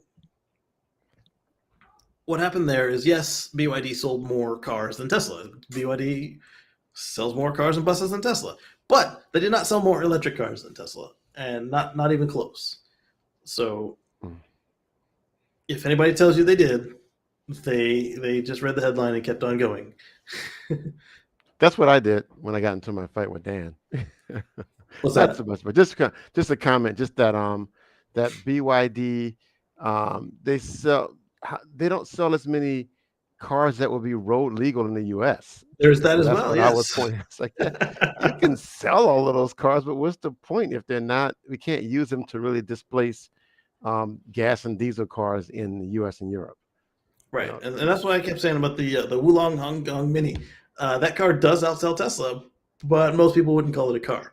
However, for the people who do buy it and it does meet their needs, is yes, it's great that they're not putting more combustion out into the world. But to suggest that the Wulong Hong Kong Mini could be good around the world would be diluted because it's not. It can't even get up to road legal speeds in so many places. right. It is what it is. And I'm glad that they continue to sell as well as they do. And then their sales dip that they had last quarter wasn't. It was a part shortage, and again the lockdown in China. It's a Chinese car for the Chinese market. So if people can't get out, why do they care about buying a car? Just saying. Yeah. So Dan was one of the ones who brought us the BYD story. He wasn't the only one, but in our internal chat. Yeah. It got a lot of discussion, and so we weren't singling him out until now. He didn't have to say it; we would have just let it be, man. But thank you for bringing it to us, because if it had been what they said that it was, it would have been impressive. But because it wasn't what they said it was less impressive. But it was a good lesson in, again, as Georgia keeps telling us, to be smarter consumers of news. And that's why I do try to read most of these stories before I bring them on.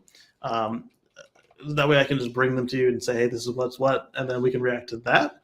But sometimes, I have limited amount of time in the week, and sometimes it's just fun. Some of them I set aside, like, let's read this together and see what happens. Because like a lot of people do reaction videos.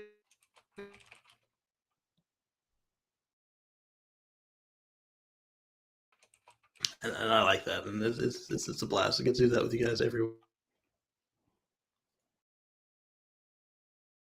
The donation today. I want to thank all of our patrons and members, and that includes Dawood. Dawood's a member. He's been a member for a year now. I was looking at the control panel the other day when we were working on a surprise for some of the members, and you can become a member too. Right down under Dawood, there's a button that says join next to the subscribe button. And with that, as low as $1 a month. As low as $1 a month. And with that, we'll catch you on the flip side. And I'll next time I see you, I'll be off vacation, getting ready to go back to work. So we'll see you there. Also, I did bring that new camera. So if we have a chance between all the family events, we'll see if I can't snag some footage with the new camera. And if not, then I'll just add it to the pile of stuff that I need to edit and get to you guys when we get back home. So catch you on the flip side.